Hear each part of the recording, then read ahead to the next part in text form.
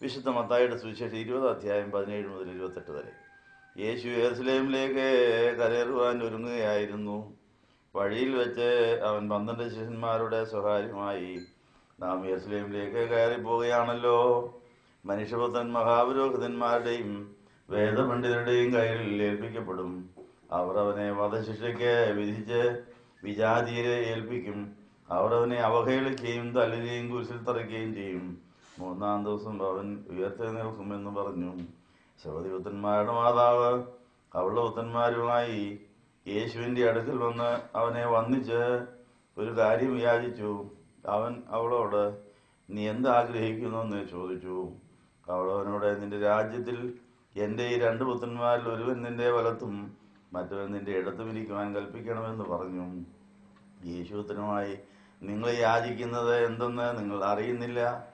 ഞാൻ കുടിക്കുവാനിരിക്കുന്ന പാനപാത്രത്തിൽ നിന്ന് കുടിക്കുവാനോ ഞാൻ ഏൽക്കുന്നതായ മാമോദീസ ഏൽക്കുവാനോ നിങ്ങൾക്ക് കഴിയുമോ എന്ന് ചോദിച്ചു.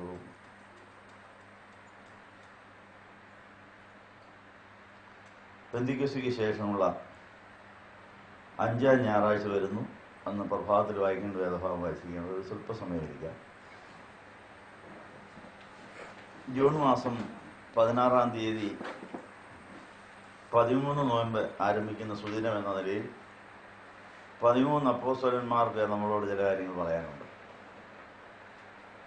കർത്താവ് രാത്രി മുഴുവൻ പ്രാർത്ഥിച്ചിട്ട് തിരഞ്ഞെടുത്ത് കൂടെ കൊണ്ടുവന്ന 12 ശിഷ്യന്മാർ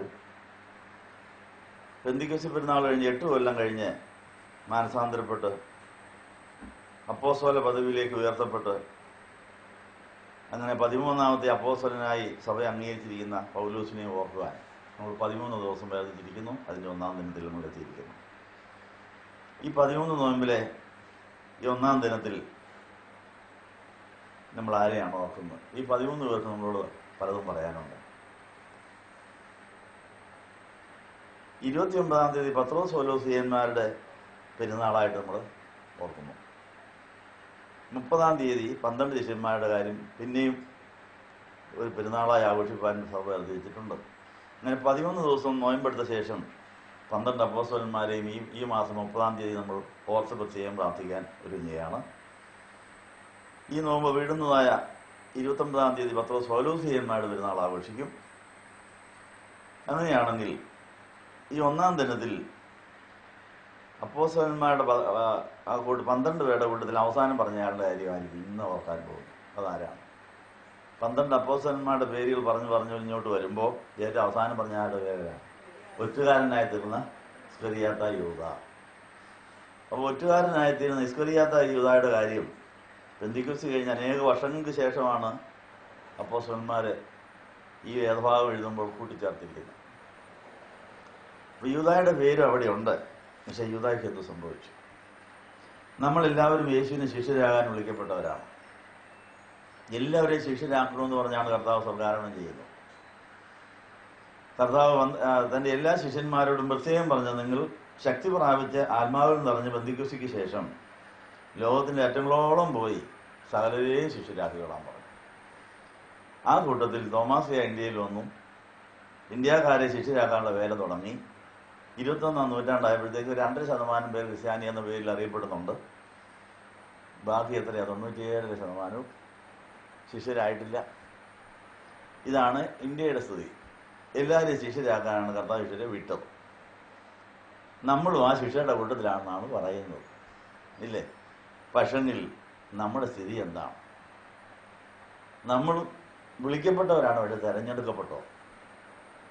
നമുക്ക് ആത്മാവിൽ നിറഞ്ഞിട്ട് അനേകരെ ശിഷ്യരാക്കാൻ കഴിഞ്ഞു. നമ്മൾ ശിഷ്യരായോ? നമുക്ക് ആരെങ്കിലും ശിഷ്യരാക്കാൻ കഴിഞ്ഞിട്ടുണ്ടോ? ഇത് രണ്ടും ദൈവം നമ്മൾ നിർദ്ദേശിക്കും. ആദ്യം നമ്മൾ ശിഷ്യരാകുക, രണ്ടാമത് ആത്മാവിൽ നിറഞ്ഞ ശേഷം അനേകരെ ശിഷ്യരാക്കുക. ഈ 2 കാര്യത്തിൽ നമുക്കുള്ള കുറവുകൾ പരിഹരിക്കാൻ ശിഷ്യരായി വിജയിച്ച 13 പേരെ നമ്മൾ ഓർക്കാൻ 13 ദിവസത്തിൽ നോയമ്പെന്ന് ആരംഭിക്കുകയാണ്. അപ്പോൾ ഈ 13 നോയമ്പിൽ യൂദായുടെ കാര്യം ആദ്യം പറഞ്ഞാൽ തീർക്കുക. അപ്പോൾ യൂദ ലിസ്റ്റിനകത്ത് നിന്ന് പോയി, വിളിക്കപ്പെട്ടെങ്കിലും ആത്മഹത്യ ചെയ്ത് പെന്തിക്കോസ്ത് പെരുന്നാളിന് കൂടാൻ ഒത്തില്ല, സ്വർഗ്ഗാരോഹണ പെരുന്നാളിന് കൂടാൻ ഒത്തില്ല. കർത്താവിൻ്റെ കാൽവറി മരണ സമയത്ത് ഇയാൾ എവിടെയാണ് കിടക്കുന്നത്? കാൽവറി മരിക്കുന്ന സമയത്ത് കെട്ടിയാന്നിട്ട് ആകാഞ്ഞിട്ട് കുടലെല്ലാം തുറിച്ച് ഒരു മരച്ചോട്ടി കിടക്കുന്നു. ഒത്തിരി നാൾ അങ്ങനെ കിടന്നെന്നാണ് പറഞ്ഞത്. ഉദ്ദേശിച്ച സമയത്ത് ഒന്ന് ചാകാനും ഒന്നില്ല, കയറങ്ങ് പൊട്ടിപ്പോയി. കയറ് പൊട്ടിയിട്ട് ഒരു കുറ്റിയെ ചെന്ന് വീണു. കുടലെല്ലാം തുറിച്ച് അങ്ങനെ കിടന്ന് ചീഞ്ഞ നാളെ കിടന്ന് ചാകാതെ ഒത്തിരി നാൾ ഉറും പരിച്ചും ഈച്ച വാർത്തും വരുന്ന പട്ടികളെല്ലാം നക്കിയും അങ്ങനെ ആ കടന്നു പോയവർ, അയ്യോ ഇത് യേശുവിൻ്റെ ഒരു ശിഷ്യനാണല്ലോ ഈ കിടക്കുന്നത്, അവൻ യേശുവിൻ്റെ ട്രസ്റ്റി ആയിരുന്നല്ലോ, ഇവൻ എന്തു പറ്റി എന്ന് പറഞ്ഞ എല്ലാവരും വലിയ സങ്കടത്തോടെ പരിതാപത്തോടെ ഇവനവിടെ കിടക്കുന്ന ചീഞ്ഞു നാറി കിടക്കുന്ന ചത്തിട്ടുമില്ലെന്ന് നാറ്റം വഹിക്കുന്നുണ്ട്. അങ്ങനെ ചാകാതെ തന്നെ നാറ്റം വഹിക്കുന്ന അസുഖങ്ങൾ നമുക്കുണ്ട്. ക്യാൻസർ പിടിച്ചാലേ ചികിത്സിച്ചില്ലെങ്കിൽ ചീഞ്ഞു നാറിക്കൊണ്ടേയിരിക്കും. നമ്മുടെ ചില അവയവങ്ങളൊക്കെ അങ്ങോട്ട് പഴുപ്പങ്ങോട്ട് കയറി കഴിഞ്ഞാൽ പിന്നെ ആർക്കും അടുക്കാനൊക്കാതെ വണ്ണം അത്രയ്ക്ക് നാറ്റം വഹിക്കുന്നതാണ് നമ്മുടെ ശരീരം. അങ്ങനെ ചികിത്സിക്കാൻ നിവൃത്തിയില്ലാത്ത പലരും ചീഞ്ഞു നാറി കിടപ്പുണ്ട് പലയിടത്ത്. അപ്പം നമ്മുടെ ശരീരം പരിശുദ്ധാത്മാവിൻ്റെ കുടിയിരിപ്പിൻ്റെ ഭാഗമായ ഒരു ചലിക്കുന്ന പള്ളിയാകാനാണ് ദൈവം ഉദ്ദേശിച്ചിരിക്കുന്നത്. പെന്തിക്കോസ്ത് പെരുന്നാൾ വിജയിച്ചാൽ നമ്മൾ ചലിക്കുന്ന പള്ളിയായി പോകുന്നിടത്തുള്ള അനേകരെ ആരാധനയിലേക്ക് ആകർഷിക്കും. പള്ളിമണിയും പള്ളിയുടെ രൂപവും പള്ളിയിൽ നിന്ന് പുറപ്പെടുന്ന ശബ്ദവും അനേകരെ ആരാധനയ്ക്ക് ആകർഷിക്കുന്നതാണ്. നമ്മളുടെ ജീവിതം ചലിക്കുന്ന പള്ളിയായിട്ടുണ്ടോ? നമ്മുടെ ചലനങ്ങൾ, നമ്മുടെ നീക്കങ്ങൾ, നമ്മുടെ പെരുമാറ്റങ്ങൾ, നമ്മുടെ ഇടപെടലുകൾ, നമ്മുടെ കൊടുക്കൽ വാങ്ങലുകൾ നമ്മൾ ദൈവമുള്ളവരാണെന്ന് സാക്ഷിക്കുന്നുണ്ടോ? പഴയ നിയമത്തിലെ ഇസ്ഹാക്കിനെ കണ്ടവരൊക്കെ പറഞ്ഞു ഇവൻ്റെ കൂടെ ഒരു വലിയ ദൈവം ഉണ്ട്. ആ സാക്ഷി ഇസ്ഹാക്കിന് കിട്ടി. നിന്റെ കൂടെയുള്ള ദൈവം വലിയ ദൈവമാണ്, ഞങ്ങൾ സ്പഷ്ടമായി കണ്ടിരിക്കുന്നുവെന്ന് മറ്റ് ജാതിക്കാരാണ് പറഞ്ഞത്. എന്നിട്ട് അവിടെ പഞ്ചവച്ചമടക്കി കുമ്പിടുക. നമുക്കൊരു ബന്ധം വേണം. നിന്റെ ദൈവം ഞങ്ങളെ ഉപദ്രവിക്കല്ലേ, ഞാൻ നിന്നെ ഉപദ്രവിച്ചതാണ്. ഞങ്ങൾക്കിപ്പം മനസ്സിലായി ഇത് കാര്യം ഗൗരവമാകാൻ പോവാണ്. നിന്റെ ദൈവമാണ് വലിയ ദൈവം. നിന്നെ ഉപദ്രവിച്ചുകൊണ്ട് ആ ദൈവം ഞങ്ങളോട് കോപിച്ച് ഞങ്ങളെ നശിപ്പിക്കരുത്, ദയവ് ചെയ്ത് ഞങ്ങൾക്ക് വേണ്ടി ഒന്ന് പ്രാർത്ഥിക്കണം, ഞങ്ങളുമായിട്ടൊരു സമാധാന ഉടമ്പടി ചെയ്യണമെന്ന് പറഞ്ഞ് ഉൽപ്പത്തി 26:26 ഒരു രാജാവും രാജാവിൻ്റെ അമ്പടി നായകരും എല്ലാവരും കൂടെ വന്ന് കുമ്പിട്ട് നമസ്കരിച്ച് നമ്മൾ തമ്മിൽ യാതൊരു പിണക്കവുമില്ല, ഞങ്ങൾ തെറ്റിദ്ധരിച്ചു, നീ കുഴിച്ച കിണറൊക്കെ ഞങ്ങൾ അപകരിച്ചു, നിന്നെ ഒത്തിരി ഉപദ്രവിച്ചു, നിനക്ക് 100 മേനി വിളവുണ്ടായി, ഞങ്ങൾക്ക് അസൂയുണ്ടായി, ഒത്തിരി പ്രശ്നങ്ങൾ നിനക്ക് സൃഷ്ടിച്ചത്, പക്ഷേ നിനക്കൊരു വിരോധം ഞങ്ങളോടില്ല, നീ എല്ലാം വേണ്ടത് എടുത്തോന്ന് പറഞ്ഞ് ഇട്ടേച്ച് പോയി. ഒത്തിരി കിണർ ഒഴിച്ചു. അവസാനം എല്ലാവരും കിണറായി കഴിഞ്ഞപ്പം ഈ ഇസ്ഹാക്കിന് തനിക്ക് സ്വന്തം ഉപയോഗത്തിന് കിണർ കിട്ടിയെങ്കിൽ അതും അവർക്ക് വിട്ടുകൊടുത്തേച്ചു. പിന്നെയും കർത്താവ് പറഞ്ഞിടത്തേക്ക് പോയി. ഇങ്ങനെ യേശുവിന് വേണ്ടി പലതും വിട്ടുകൊടുക്കാൻ തയ്യാറാകണമെങ്കിൽ യേശുവിനോടുള്ള സ്നേഹം അത്രയ്ക്ക് അധികമായിരിക്കണം. അപ്പോൾ യേശുവിനോടുള്ളതായ സ്നേഹത്തിൽ നമ്മൾ എന്തെല്ലാം വിടുന്നുണ്ട്? ശിഷ്യത്വത്തിൻ്റെ പദവി യേശുവിന് വേണ്ടി എല്ലാം ഉപേക്ഷിക്കുവാൻ തയ്യാറാകണമെന്നാണ്.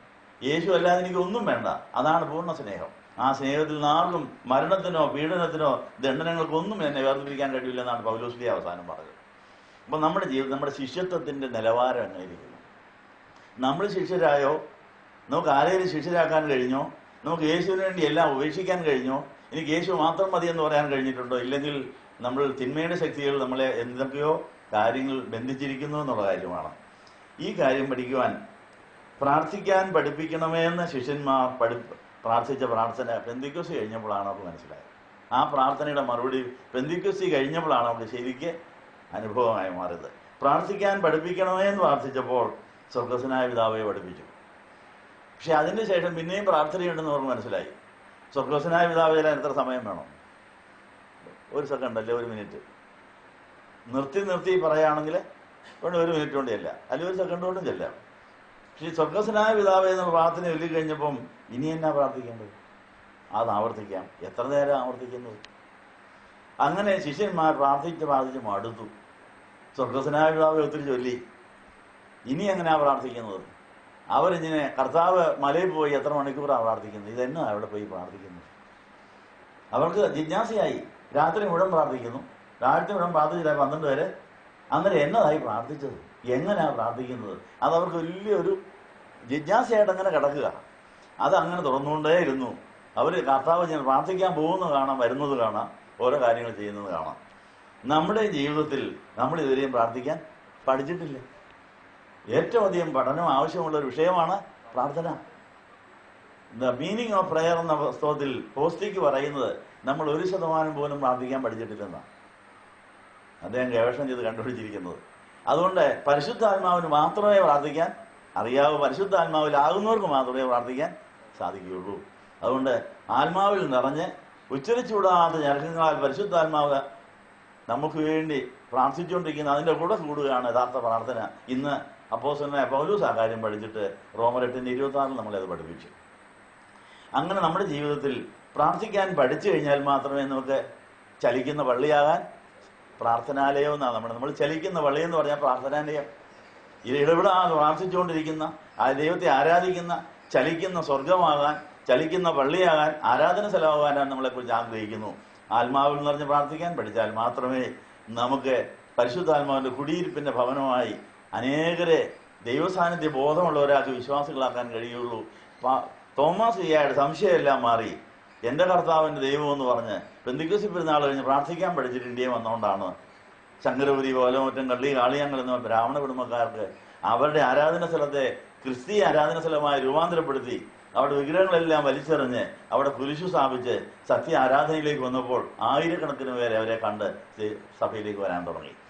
നമ്മുടെ ജീവിതത്തിൽ 13 അപ്പോസ്തലന്മാർ എങ്ങനെ പ്രാർത്ഥിച്ചു, അവരെങ്ങനെ ചലിക്കുന്ന പള്ളികളായി, എങ്ങനെ യൂദോസ് അറിയാത്ത പിശാചിനടിമപ്പെട്ട് ആത്മഹത്യ ചെയ്ത് അനേക നാള് കൊടല് തുറിച്ച് അനേകർക്ക് സഹതാപം തോന്നുന്ന തരത്തിൽ അനേകരെ ചിന്തിപ്പിച്ച തരത്തിൽ അതപ്പതിച്ചു പോയി.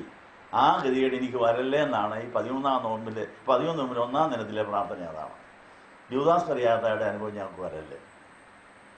യൂദാ അത്ഭുതം പ്രവർത്തിച്ച ആളാണ്, പ്രസംഗിച്ച ആളാണ്, ഇരുണ്ടായി പോയ കൂട്ടത്തിൽ ഒത്തിരി കാര്യങ്ങൾ ചെയ്ത ആളാണ്, കർത്താവിൻ്റെ പണം മുഴുവൻ കൈകാര്യം ചെയ്ത ആളാണ്, മിടുക്കനായിരുന്നു, ബുദ്ധിമാനായിരുന്നു.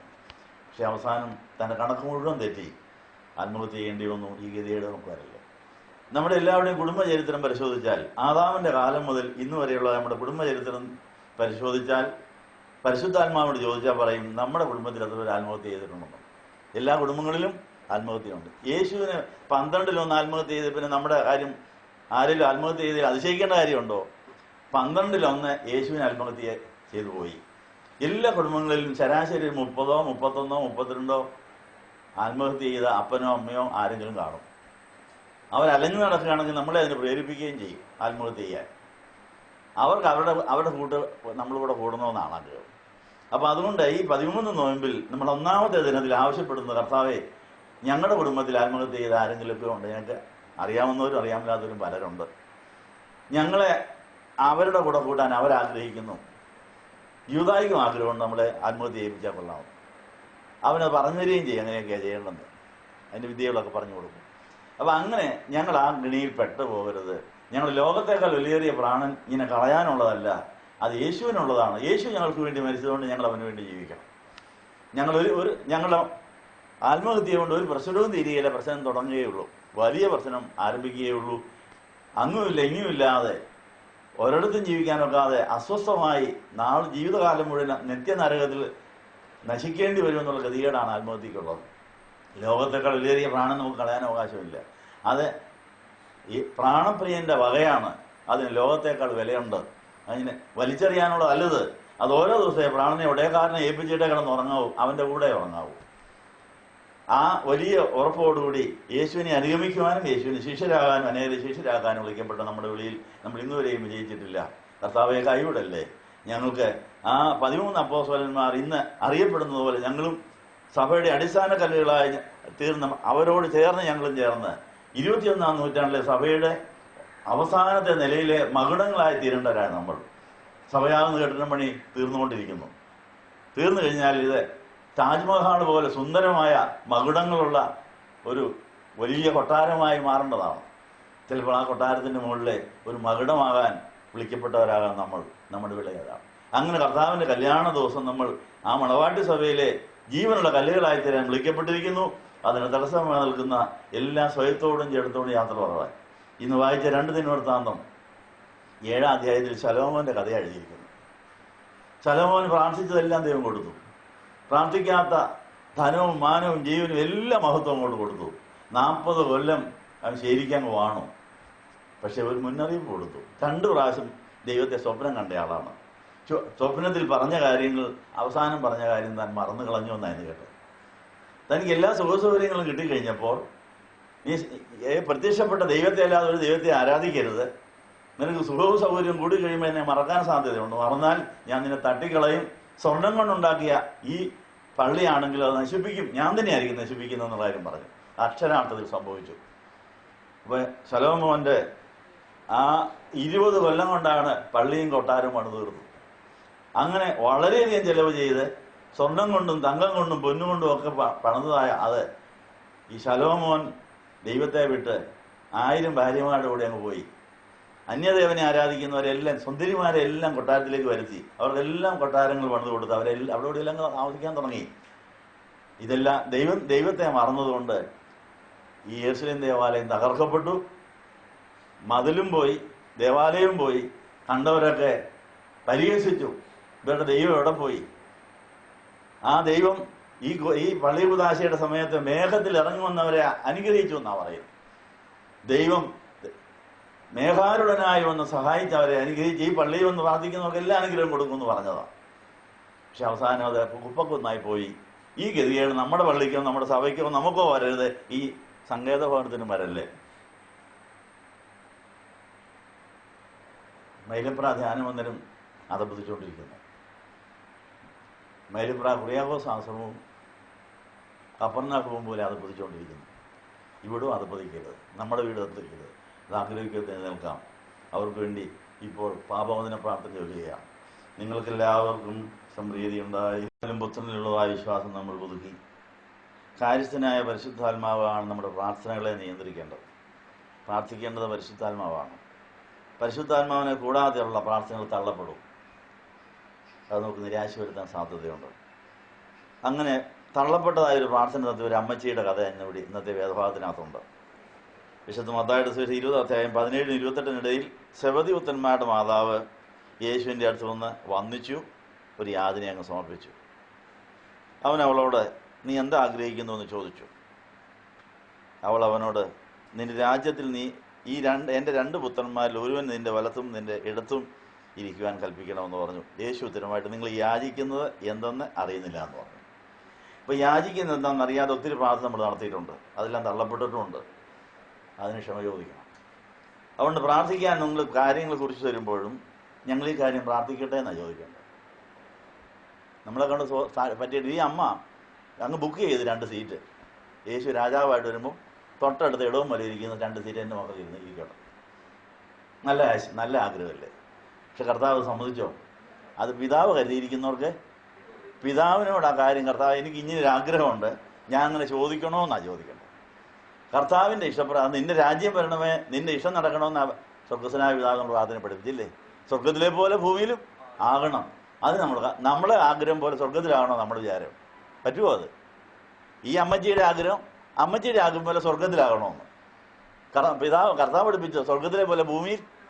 അപ്പം തലതിരിഞ്ഞ് കിടക്കുക നമ്മുടെ പ്രാർത്ഥന. ഇപ്പോൾ തലതിരിഞ്ഞ പ്രാർത്ഥന എത്രയാണെന്ന് കണ്ടുപിടിക്കേണ്ടത്? ഇത്രയും നാളത്തെ എഴുതി തന്ന പ്രാർത്ഥന, പറഞ്ഞ പ്രാർത്ഥന, ചൊല്ലിക്കൂട്ടിയ പ്രാർത്ഥനയിൽ എത്രയെണ്ണം തള്ളപ്പെട്ടിരിക്കുന്നു? അത് കർത്താവിനെ വേദനിപ്പിച്ച പ്രാർത്ഥനയാണ്. അതുകൊണ്ട് ആ പ്രാർത്ഥന ഞങ്ങൾ നടത്തി ക്ഷമിക്കണം. ദൈവഹിതപ്രകാരം പരിശുദ്ധാത്മാവ് എന്ത് പ്രാർത്ഥിക്കുന്നു എനിക്കത് മതി. കാര്യസ്ഥനായ പരിശുദ്ധാത്മാവ് എന്തെനിക്ക് തരാൻ വെച്ചിരിക്കുന്നോ അതെനിക്ക് മതി. സഭയാവുന്ന ശരീരത്തിൽ ഞാൻ ഏത് അവയവമാണ്, ഞാൻ എവിടെയായിരിക്കണം നീ അങ്ങ് തീരുമാനിച്ചു.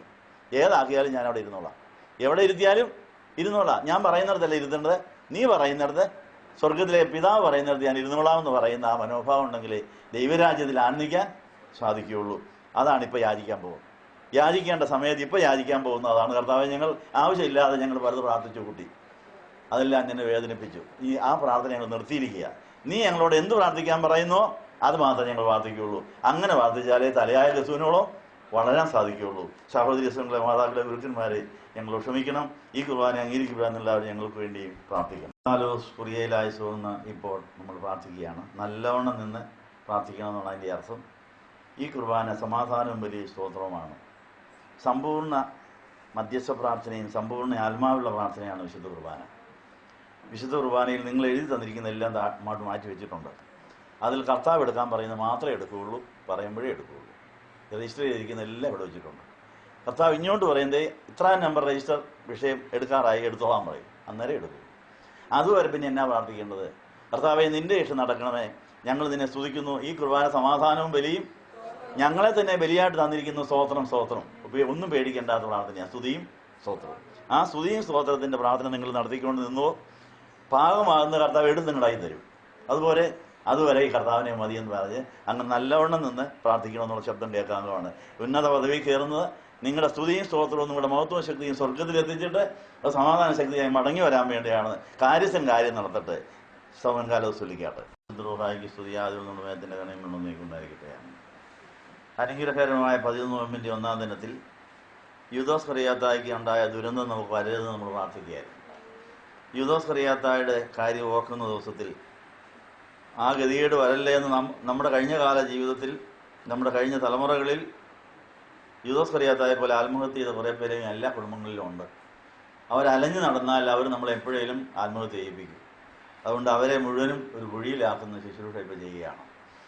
അതുകൊണ്ട് അലഞ്ഞു നടക്കുന്ന യൂദാക്കോട്ടായിൽ അലഞ്ഞ് തകർന്നിരിക്കുന്നവരാരും ഒരിക്കലും ഇനി നമ്മളെ നിരാശപ്പെടുത്തി നമ്മളോട് വരരുത്. അവർക്കൊരു കുഴിയുണ്ട്, ആ കുഴിയിലേക്ക് അവരെ മാറ്റാൻ പോവുക. അത് കഴിഞ്ഞാൽ പിന്നെ കർത്താവിനോട് പറ്റി നിന്ന യോഹന്നാൻ ശ്ലീഹായെ ഓർക്കുകയാണ്. അപ്പോൾ ഈ 1-ാം ദിനത്തിൽ നമ്മൾ ഓർക്കുന്ന 2 ശിഷ്യന്മാർ, ഒന്ന് തകർന്ന് തെറിച്ച് കുറ്റിയെ ചെന്ന് വീണ യൂദായെയും, എന്തൊക്കെ സംഭവിച്ചാലും തകരാതെ പതറാതെ കർത്താവിനോട് പറ്റിച്ചേർന്ന് കുരിശിന്റെ ചുവട് വരെയും പോയ യോഹന്നാനെ ഓർക്കുക. യോഹന്നാനെ പോലെ ആകണം, യൂദായെ പോലെ ആകരുത്. അതുകൊണ്ട് വിശുദ്ധ കുർബാന തക്സായിൽ യോഹന്നാൻ ശ്ലീഹായുടെ ഒരു കുർബാന തക്സായുണ്ട്. ഏറ്റവും ദീർഘമായ കുർബാന തക്സായാണത്. മധ്യസ്ഥ പ്രാർത്ഥനയുടെ സമയം തൊട്ട് യോഹന്നാൻ ശ്ലീഹായുടെ കുർബാന തക്സായി ഇപ്പോൾ ഉപയോഗിച്ചുകൊണ്ടിരിക്കുന്നത്. എന്തെങ്കിലും പുതുമ നിങ്ങൾക്ക് തോന്നിയോ? യോഹന്നാൻ ശ്ലീഹായുടെ പ്രാർത്ഥനയാണ് നിങ്ങൾ കേട്ടത്. യോഹന്നാൻ ശ്ലീഹ യേശുവിനോട് പറ്റിച്ചേർന്ന് എങ്ങനെയാണ് ആത്മാവിൽ നിറഞ്ഞ് പത്മോസ് ദ്വീപിൽ ഏകനായി അനേക നാൾ കിടന്ന് അവിടെ എല്ലാം സ്വർഗം തുറന്ന് വെളിപ്പാട് പുസ്തകം എഴുതി വെച്ച യോഹന്നാൻ ശ്ലീഹായും, ലേഖനങ്ങൾ എഴുതി വെച്ച യോഹന്നാൻ ശ്ലീഹായും, സുവിശേഷം എഴുതിയ യോഹന്നാൻ ശ്ലീഹായും നമ്മൾ ഇന്ന് ഓർക്കുകയാണ്. എന്താ വെച്ചാൽ നീട്ടുന്നറിയാം, നമ്മൾ വിഷമിക്കില്ലേ? ഇന്ന് ഉപവസിക്കേണ്ട ദിവസമല്ലേ? ഇച്ചിരി താമസിച്ച് ഒരു 12 മണിക്കെല്ലാം കഴിച്ചാൽ പോരെ? അതിന് മുമ്പേ പോകേണ്ട വല്ലവരും ഉണ്ടോ? നമ്മൾ നോമ്പ് പ്രമാണിച്ച് ഒരു ഉച്ചവരെയെങ്കിലും ഉപവസിക്കണ്ടേ? ഉച്ചവരെയോ 3 വരെയോ സന്ധ്യ വരെയൊക്കെ ഉപവസിക്കാൻ കഴിയുന്നവർ ചെയ്യാൻ കുറഞ്ഞതൊരു ഉച്ചവരെയെങ്കിലും. അപ്പോൾ ഇവിടെ ഇന്ന് നമുക്ക് സദ്യ തരാനായിട്ട് സ്നേഹവിരുന്ന് കൊണ്ടൊന്ന് വെച്ചിട്ടുണ്ട്. അത് വെജിറ്റബിൾ കറിയൊക്കെയാണ്, നോമ്പ് കറിയൊക്കെയാണ്. എങ്കിലും ഉച്ചവരെയെങ്കിലും ഉപവസിക്കണ്ടേ?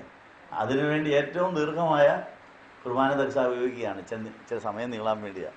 ആർക്ക് ക്ഷീണമൊന്നുമില്ലല്ലോ, ആർക്കും അത്യാവശ്യം ഉണ്ട് ഇപ്പോൾ പോകാൻ കേട്ടോ. ഏതായാലും ഇന്ന് ഇത് നോയമ്പായതുകൊണ്ട് ഈ നോമ്പ് പ്രമാണിച്ച് ഒരു 12 മണിക്ക് ആഹാരം കഴിക്കാത്ത തരത്തിൽ ഒരു ധ്യാനം നടത്തുകയാണ്. നിങ്ങൾക്ക് ആർക്കും വിരോധമുണ്ടോ? ഇല്ല. അങ്ങനെയാണ്. നമുക്ക് ഇനി എത്ര സമയമുണ്ട്? 1 മണിക്കൂറുണ്ടല്ലേ? അപ്പം അങ്ങനെ നമുക്ക് യൂദോസ് കറിയാത്തായുടെ ഗതികേട് എനിക്ക് വരല്ലേ, യോഹന്നാൻ ശ്ലീഹായുടെ ആ ഹൃദയം എനിക്ക് വേണം. അപ്പോൾ നിങ്ങളുടെ ഓർമ്മ പരിശോധിക്കാൻ വേണ്ടി ഒരു ടെസ്റ്റ് തരാൻ പോവുക. യോഹന്നാൻ ശ്ലീഹായുടെ യാക്കോബ് ശ്ലീഹായുടെ അമ്മയാണ് ഇടത്തും വലത്തും ഇരുത്തണമെന്ന് പോയി പ്രാർത്ഥിച്ചത്. അമ്മച്ചിക്ക് ഈ കർത്താവിനോടും പിള്ളേരോടുള്ള സ്നേഹക്കൂടുതലോട് പറഞ്ഞതാണ്, എൻ്റെ മക്കള് ഇടത്തും വലത്തും ഇരുന്നോട്. നേരത്തെ സീറ്റങ്ങ് ബുക്ക് ചെയ്തതാ. അപ്പം കർത്താവിന് ഇവരോട് ഭയങ്കര സ്നേഹമായിരുന്നു. ഏതാ? ഈ സെബദി പുത്രന്മാരുടെ അമ്മ, പേരൊന്നും പറഞ്ഞിട്ടില്ല. സെബദി പുത്രന്മാരുടെ അമ്മ എന്ന പേരിലാണ് അറിയപ്പെട്ടിരിക്കുന്നത്. പിള്ളേരുടെ പേരിലാണ് അമ്മ അറിയപ്പെടുന്നത്. അപ്പം ഈ പിള്ളേർ കർത്താവിന് അത്രയും അധികം പ്രിയപ്പെട്ടവരാ. അപ്പം പ്രിയപ്പെട്ടവരെ വേറെ ആരും കയറിയെടുക്കുന്നതിന് മുമ്പേ സീറ്റ് 2 അങ്ങ് ബുക്ക് ചെയ്തേക്കാമെന്ന് അമ്മ വിചാരിച്ചതിനകത്ത് തകരാറൊന്നുമില്ല, സ്നേഹം കൂടുതലോണ്ടങ്ങ് ചെയ്തതാണ്. പക്ഷെ കർത്താവ് അത് സമ്മതിച്ചോ? ഇല്ല. അപ്പോൾ അത് എല്ലാം ദൈവത്തിൻ്റെ ഇഷ്ടത്തിന് വിട്ടുകൊടുക്കണം. നമ്മുടെ ഇഷ്ടം ദൈവ ഇഷ്ടമാക്കുകയല്ല, ദൈവ ഇഷ്ടം നമ്മുടെ ഇഷ്ടമാക്കുകയാണ് പരിശുദ്ധാത്മാവ് ആഗ്രഹിക്കുന്ന കാര്യം എന്നുള്ള കാര്യം പഠിപ്പിക്കുന്നു. ഏതായാലും സെബദി പുത്രന്മാരുടെ അമ്മ യാക്കോബിനെയും യോഹന്നാനെയും പിടിച്ചുകൊണ്ട് ഇടത്തും വലത്തും താൻ ബുക്ക് ചെയ്യാൻ ചെന്നപ്പം കർത്താവ് തട്ടിക്കളഞ്ഞു. അത് യോഹന്നാൻ ശ്ലീഹ കുറിച്ചിട്ടു. പ്രാർത്ഥിക്കേണ്ടത് എങ്ങനെയാണെന്ന് മനസ്സിലായോ? അങ്ങനെ പ്രാർത്ഥിക്കേണ്ടത് എങ്ങനെയാണെന്ന് കർത്താവിൻ്റെ കൂടെ ഇരുന്ന് ഏറ്റവും അധികം പഠിച്ച ആൾ യോഹന്നാനാണ്. കർത്താവിൻ്റെ രഹസ്യ പ്രാർത്ഥന യോഹന്നാൻ സുവിശേഷത്തിൽ മാത്രമേ ഉള്ളൂ. സ്വർഗസ്വനായ പിതാവേ എന്നുള്ളത് മത്തായിയും മർക്കോസും ഒക്കെ എഴുതിയിട്ടുണ്ട്. പക്ഷെങ്കിൽ കർത്താവിൻ്റെ രഹസ്യ പ്രാർത്ഥന കേട്ടത് ആരാ? യോഹന്നാൻ മാറോട് ചേർന്ന് പറ്റി പിടിച്ച് എന്നതായി പ്രാർത്ഥിക്കുന്നത് കേൾക്കുമായിരുന്നു. അങ്ങനെയാണ് യോഹന്നാൻ 17 രഹസ്യ പ്രാർത്ഥന പരസ്യമായിട്ട് എഴുതാൻ കാരണം. ഒത്തിരി രഹസ്യ പ്രാർത്ഥന കേട്ടയാളാണ്, രഹസ്യ പ്രാർത്ഥന പഠിച്ചയാളാണ് യോഹന്നാൻ. ആ യോഹന്നാനാണ് ഏറ്റവും ദീർഘമായ കുർബാന തക്സ എഴുതി. സാധാരണ അത് ചൊല്ലാറില്ല, കാരണം മനുഷ്യന് മടുത്തു പോകും. ഇന്ന് ചൊല്ലുന്നതുകൊണ്ട് കുഴപ്പമില്ല, ഇന്ന് ചില സമയം പോകണ്ടേ. അതിനുവേണ്ടി ദീർഘമായ ശുശ്രൂഷ വേണ്ടിയപ്പോൾ പുരോഹിതന്മാരെടുക്കുന്ന കുർബാന തക്സയാണ് യോഹന്നാൻ. യോഹന്നാൻ എത്ര പ്രാർത്ഥിച്ചാലും കൊതി തീരുകയില്ല. അങ്ങനെ പ്രാർത്ഥിച്ചുകൊണ്ട് അങ്ങ് നിൽക്കും. അങ്ങനെ എത്ര പ്രാർത്ഥിച്ചാലും കൊതി തീരാത്തവർക്ക് വേണ്ടിയുള്ളതാണ് യോഹന്നാൻ്റെ തക്സ. ഇന്ന് അതങ്ങ് എടുത്തിരിക്കുക. അപ്പം അതിൽ നമ്മൾ പലപ്പോൾ പുതിയ പാഠങ്ങൾ പഠിച്ചു.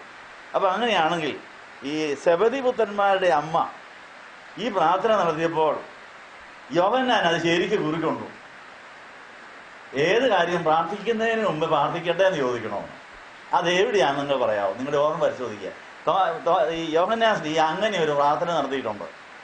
അത് പ്രാർത്ഥിക്കട്ടെ എന്നാണ് ചോദിച്ചത്, പ്രാർത്ഥിക്കുന്നു എന്നല്ല പറഞ്ഞത്. ഏത് കാര്യമാണെന്നറിയാവോ? ശമരിയ പട്ടണത്തെ കത്തിക്കുന്ന കാര്യം. ശമരിയ പട്ടണത്തിൽ പോകുന്നതിന് മുമ്പ് യെരുശലേമിലേക്ക് പോകുന്ന വഴി ശമരിയ പട്ടണത്തിൽ കൂടെ ഒന്ന് കയറണമെന്ന് ദൈവാത്മാവ് പറഞ്ഞു. ആ വിവരം അവരെ അറിയിക്കാൻ വേണ്ടി 2 ശിഷ്യന്മാരെ നേരത്തെ അറിയിച്ച് അങ്ങോട്ട് ശമരിയ പട്ടണത്തിൽ ചെന്നു. ശമരിയ പട്ടണക്കാര് എങ്ങോട്ടാ കർത്താവ് ഇന്നത്തെ പരിപാടി എന്ന് ആദ്യം ചോദിച്ചത്. എന്താ, ഞങ്ങൾ പാവപ്പെട്ട ഞങ്ങളെ കാണാൻ ഇതിലേ വരുന്നത്. ഇവർ പാവപ്പെട്ടവരാ, അധസ്ഥിതരാണ്, താഴ്ന്ന ജാതിക്കാരാ. യെരുശലേമിലേക്ക് പോകുന്ന വഴിയിലേന്ന് കയറുന്നുണ്ട്. അതവർക്ക് ഇഷ്ടപ്പെട്ടില്ല. യെരുശലേംകാരോട് മഹാ അസൂയ ആർക്ക്? അവർ വലിയവന്മാര്, ഇവർ ചെറിയവരുമാണ്. അപ്പം വലിയവന്മാരുടെ അടുത്തോട്ട് പോകുന്ന ആൾ ഇതിലേ വരണ്ട, അതിലേ അങ്ങ് പോകുമോ എന്നാണ് അവർ പറഞ്ഞത്. നമുക്ക് അങ്ങനെയൊക്കെ തോന്നുന്നില്ല. ചിലപ്പം നമ്മുടെ അയലക്കാരുമായിട്ട് മുട്ടം പിണക്കമായിരിക്കുമ്പോൾ നമ്മുടെ ഒരു അതിഥി ഇതൊന്നും അറിയാതെ അവിടെ കയറിയിട്ട് അങ്ങോട്ട് വരുന്നെന്ന് പറഞ്ഞാൽ നമുക്ക് ഇഷ്ടപ്പെടുമോ? അതിലേ കയറിയേച്ചാവുന്നെങ്കിൽ അവിടെ നിന്നാൻ പറയാം, എന്താ ഇങ്ങോട്ട് വന്നെന്ന് ചോദിക്കും. അല്ലെങ്കിൽ അവരെ ഫോൺ ചെയ്ത് പറയുകയാണ്, ഞാൻ ആ വീട്ടിൽ കൂടെ കയറിയിട്ട് അങ്ങോട്ട് വരട്ടെ എന്ന് ചോദിച്ചാൽ അവിടെ കയറിയിട്ട് ഇങ്ങോട്ട് പോരണ്ട, അതിലേക്ക് പോകാൻ പറയും. അങ്ങനെ അയലക്കം പിണക്കമുള്ളപ്പോൾ അങ്ങനെ ഒരു പ്രശ്നം ഉണ്ട്. അപ്പോൾ യെരുശലേംകാരും ശമരിയക്കാരും അതുപോലെ പിണക്കമാരും അവർ കയറാറില്ല. എന്നാൽ കർത്താവ് അവരെ കൂടെ വീണ്ടെടുക്കണം എന്നുള്ള ആഗ്രഹത്തോടുകൂടി ശമരിയ പട്ടണത്തിൽ ശമരിയ സ്ത്രീയെ നേടാൻ പോയിട്ടുണ്ട്. ആ ശമരിയ പട്ടണത്തെ ആത്മനിറവുള്ള സ്ഥലമാക്കാൻ വേണ്ടി കർത്താവ് പിന്നെയും ഒന്നുകൂടെ പോയേക്കാം എന്ന് വിചാരിച്ച് അതിലേ ചെല്ലാമെന്ന് പറയുന്നു. അപ്പോൾ അവർ പറഞ്ഞു, അങ്ങോട്ടാണെങ്കിൽ ഇതിലേ വരണ്ടെന്ന് പറഞ്ഞു. അതാർക്കാണ് ഇഷ്ടപ്പെടാഞ്ഞത്? യോഹന്നാൻ ഇഷ്ടപ്പെട്ടില്ലത്. ഞങ്ങളുടെ കർത്താവ് ഇവന്മാരെ ഒന്ന് കണ്ടേക്കാമെന്ന് വിചാരിച്ച് വലിയ കാലത്ത് ചെല്ലാമെന്ന് പറഞ്ഞിട്ട് അവർക്ക് വേണ്ടില്ലേ? അങ്ങനെയാണെങ്കിൽ അവർ വെച്ചേക്കണം, ഇപ്പം കത്തിക്കണ്ടേ എന്നാണ് ചോദിച്ചത്. അപ്പം ആരെയാണ് കൂട്ടുപിടിച്ചത്? ഏലിയാവ് പണ്ട് തന്നെ പിടിക്കാൻ വന്നവരെ കത്തിച്ച് കളഞ്ഞിട്ടുണ്ട്. അത് ദൈവാത്മാവ് വന്ന അങ്ങനെയെല്ലാം നിലനിൽക്കാൻ നിവൃത്തിയില്ല. വിഗ്രഹാരാധിയായ രാജാവ് വാശിക്ക് ഈ ഏലിയാവിനെ കൊല്ലാനായിട്ട് 50 പേരെ വിട്ടു. അവരെ കത്തിച്ച് കളഞ്ഞു. ദൈവാത്മാവ് പറഞ്ഞ തട്ടിയേക്കാൻ പറഞ്ഞു.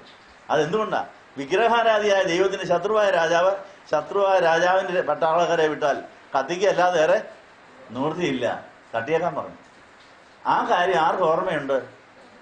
അപ്പോൾ യോഹന്നാൻ അപ്പം വിചാരിച്ചു അങ്ങനെയാണ് ഇത് കത്തിക്കേണ്ട സമയമാണോന്ന് തോന്നിയത്. ഏതായാലും യോഹന്നാൻ എന്നാ ചെയ്ത് അമ്മച്ചിയെ കർത്താവ് താക്കീത് കൊടുത്ത് കർത്താവ് നിർത്തിയ കാര്യം ആർക്കറിയാം? അമ്മച്ചി പ്രാർത്ഥിച്ചാലും ഇഷ്ടപ്പെട്ടോ കർത്താവിനെ?